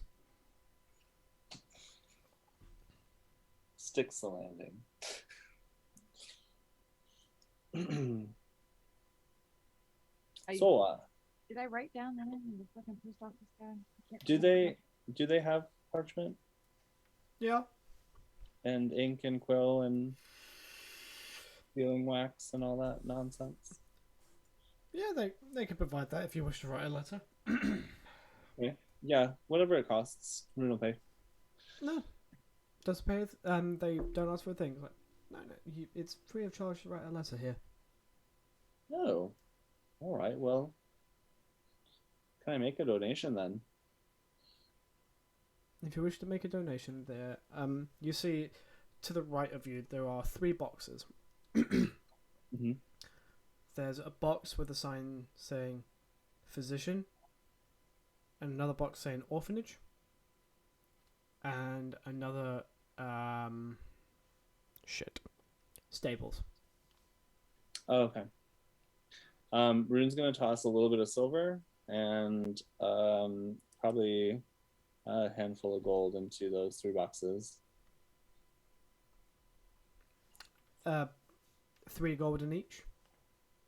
Let's make it 5 gold in each, and then 7 silver dispersed.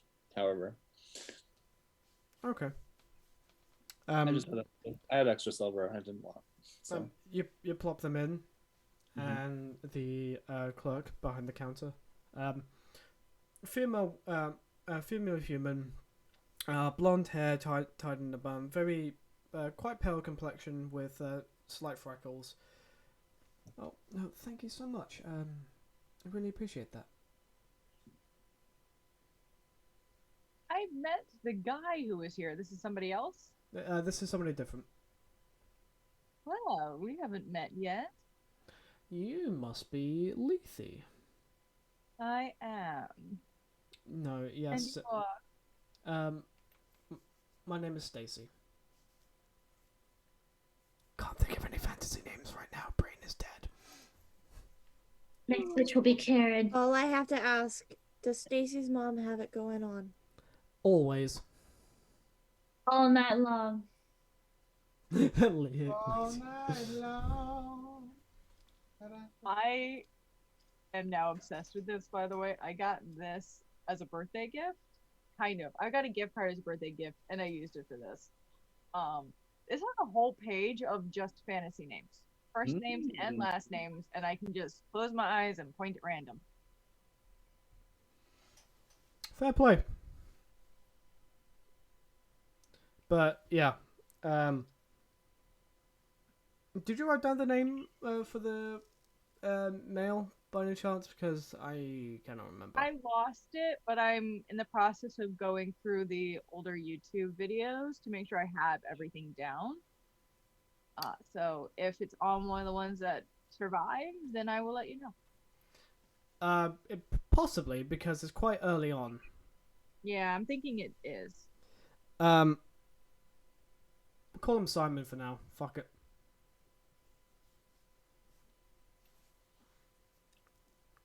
Does someone love Simon?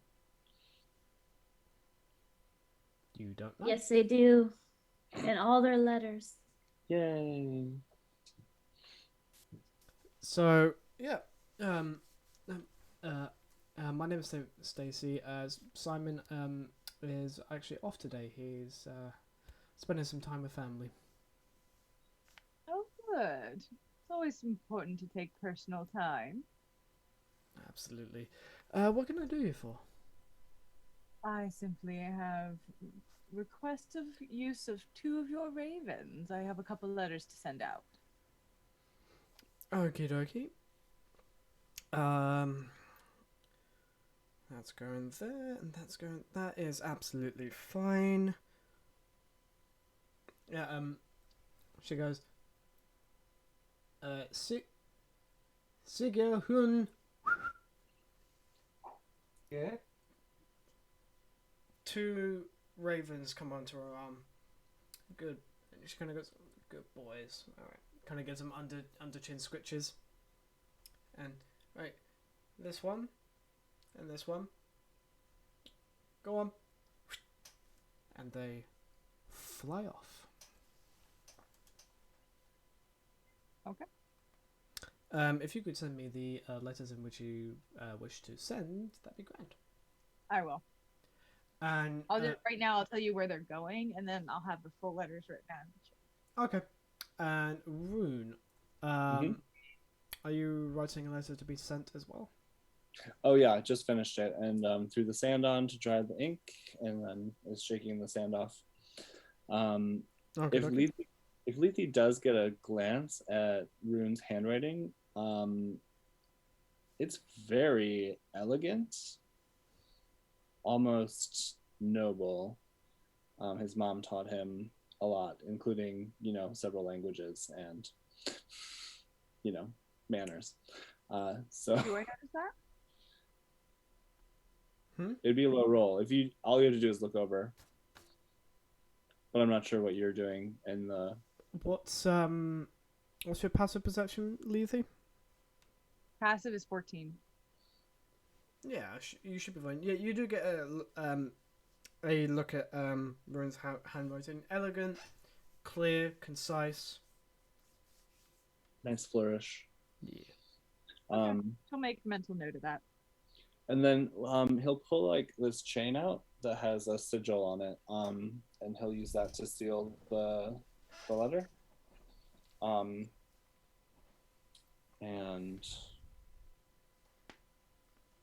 he'll hand it to Stacy. to Are you? Is it free to also, borrow a messenger bird? If you wish to rent as in rent one for your own personal use, or to use one of ours to send something off. Oh, just I'm just sending this off to my da. No, it's fine. It's only, well, with Lethe here, it's only a silver per letter. You usually it's 3, but Lethe's a very special customer, so. Oh, no worries. Tell you what, I just put all my silver in the bins there, so I'll give you a gold. Oh, you didn't have to. Oh, no worries there. Oh, I'm happy to support you guys. This looks like a cool operation here. I also had left a gold on the counter, by the way. she both I thanks. just didn't say anything. That's what I did. Well, thank you both. Oh well, the ravens are getting fed good today, so thank you both. We do treat every raven with respect, and they're like family to me and Simon now. And at that point, one of the bigger ravens lands on her shoulder, and this is one of our ones for long distance. This is Hunan. Oh, hey there.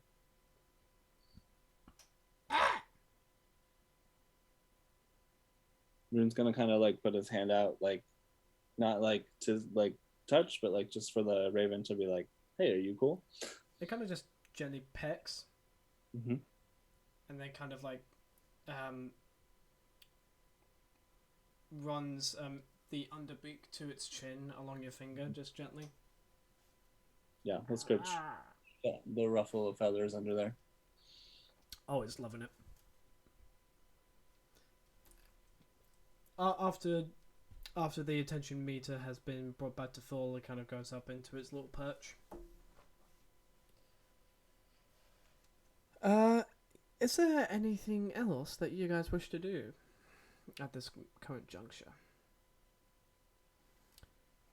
Alright, you guys head back to the post office and head back to the tavern. Realize that some of the people are either comatose under a table or having a nap. Technically, it'd be missing because, like, Amaris she just went to her room. Missing or comatose under the table with a very sleepy and full cat as well. Mm. Do we all head off to bed? At this, or take a siesta, or are we just chilling until we get to bed? What would you like to do? We still have like a full evening to do stuff, yeah. Yeah, by now it's mid-afternoon, like 3, so... But I'm just asking for the sake of brevity, is there anything that you wish to do? Nope. At this point in time, I'd say Bragg is probably sautéing some onions, letting the meat cook for a long while. Okay, Bragg, just go ahead and make me another dex check.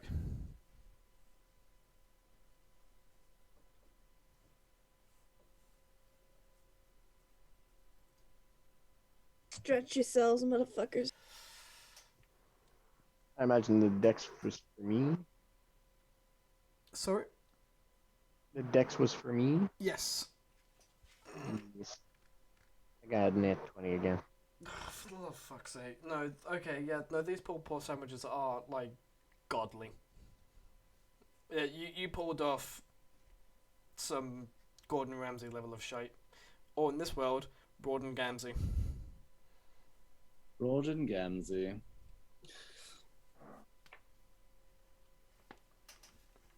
So,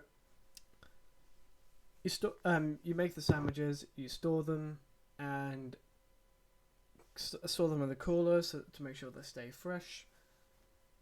And after which I take you head to bed. At that point in time, it would probably be like 2 in the morning for Bragg. He's finished all of that. Yeah, then Cool. head to fucking bed. Go to sleep.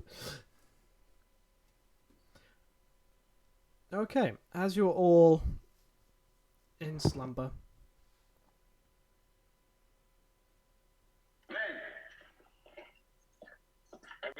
looking for you in the trailer, man. I just. Okay. As you all head to slumber,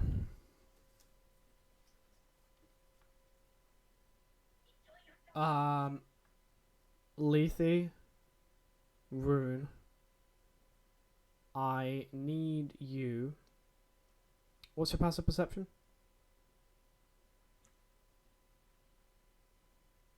14 for Lethe. 14. And Rune, what's your passive?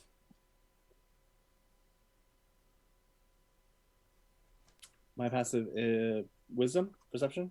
Yeah. 13, sorry. My sister sent me a video of Paul Walker. I had to watch it. In your slumber, you hear the slight rattling of your bedroom window opening just ever so slightly. Who's? Lethe and Rune. Each of us? Mm-hmm.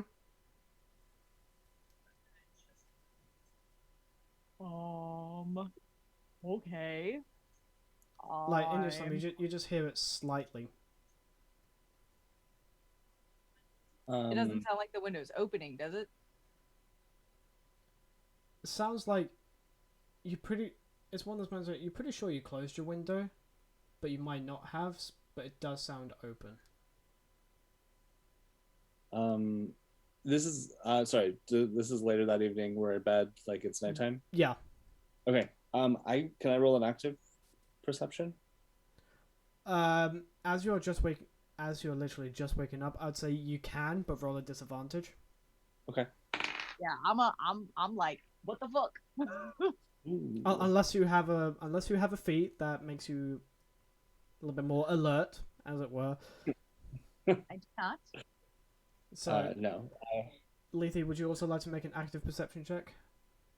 Yes. All right, roll a disadvantage, please. Yes. Actually, well, technically you wouldn't, because being of elven descent, you're trance. But this is coming just at the end. Half elves don't trance. Half elves sleep. Wait. So yeah, no, roll of disadvantage. I keep forgetting that. What about Onyx? Onyx would get. Onyx, roll 1 for disadvantages. No, roll for advantage because Minxes have acute hearing. Ooh, yeah, 22 for the kitty. 22 for the kitty, and for you, Rune. Not so much. 7. 7. Yeah, so less than my passive. Okay. I hear the cat getting up. Lethe, you active? Oh. 12. You hear the window, but in both of your hazes, you don't see anything else. Like, you know that moment where everything's blurry the second you open up your eyes, and you do see the window shutters just open slightly, one slightly swinging, and then Lethe.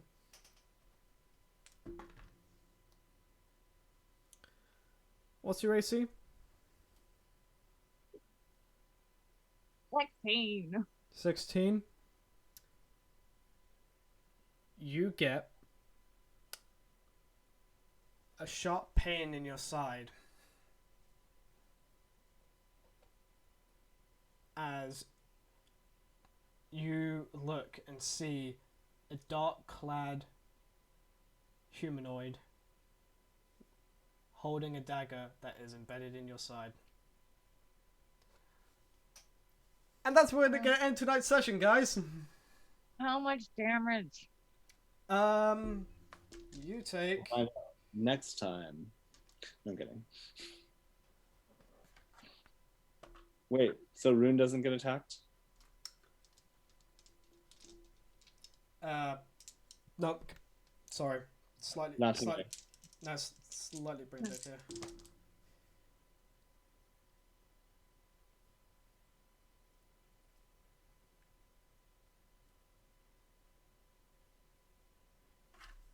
That's 22 points of piercing damage.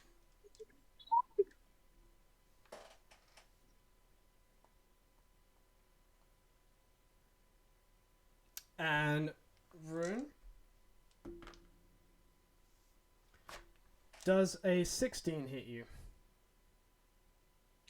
Yes, but only just because it's 16 is my armor class. Oh! You also take...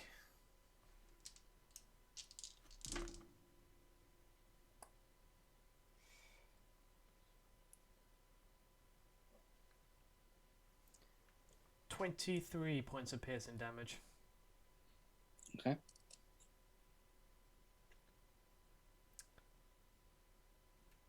And Lethe, all you hear from this darkly clad assailant is, "Finally found you." And that is where we're going to take a break. That's where we're going to end tonight's session. Mother, I can hear her. Mother has craved violence. Mother, do you Mother. crave violence? Mother, I crave violence. Mother may or may not have sent violence. So yeah, guys. Someone is gonna die. Someone attack the party bard. The entire party is going to rip these pieces. So, that was session 15 of Tales of Yggdrasil. Thank you all so much for coming in. Daisy, thank you for the biddies, and AJ and Bron, thank you very much for the redeeming of points. It all helps, and just thank you for being here and watching. We love you all. So, yeah, that'll be it. We will all see you next week. So we will say goodbye. I've been your DM Gothi, MN Chief. With us, a very sad Lethe, played by Archie Obsession. Castaways. We are castaways. As well as There. Rune, played by Bryce Isosceles. And we have Eaglet, played by Turn to Page 394. And Maris, played by Mythos Redacted. Bragvadir, played by Demise TR. And Bruno, played by Bard of the Midwest. But with us in spirit is Rin, played by that Hufflepuff. From all of us here, thank you very much. Stay safe. Wear your fucking masks. And it's a Thursday yet. Bye, guys. Bye.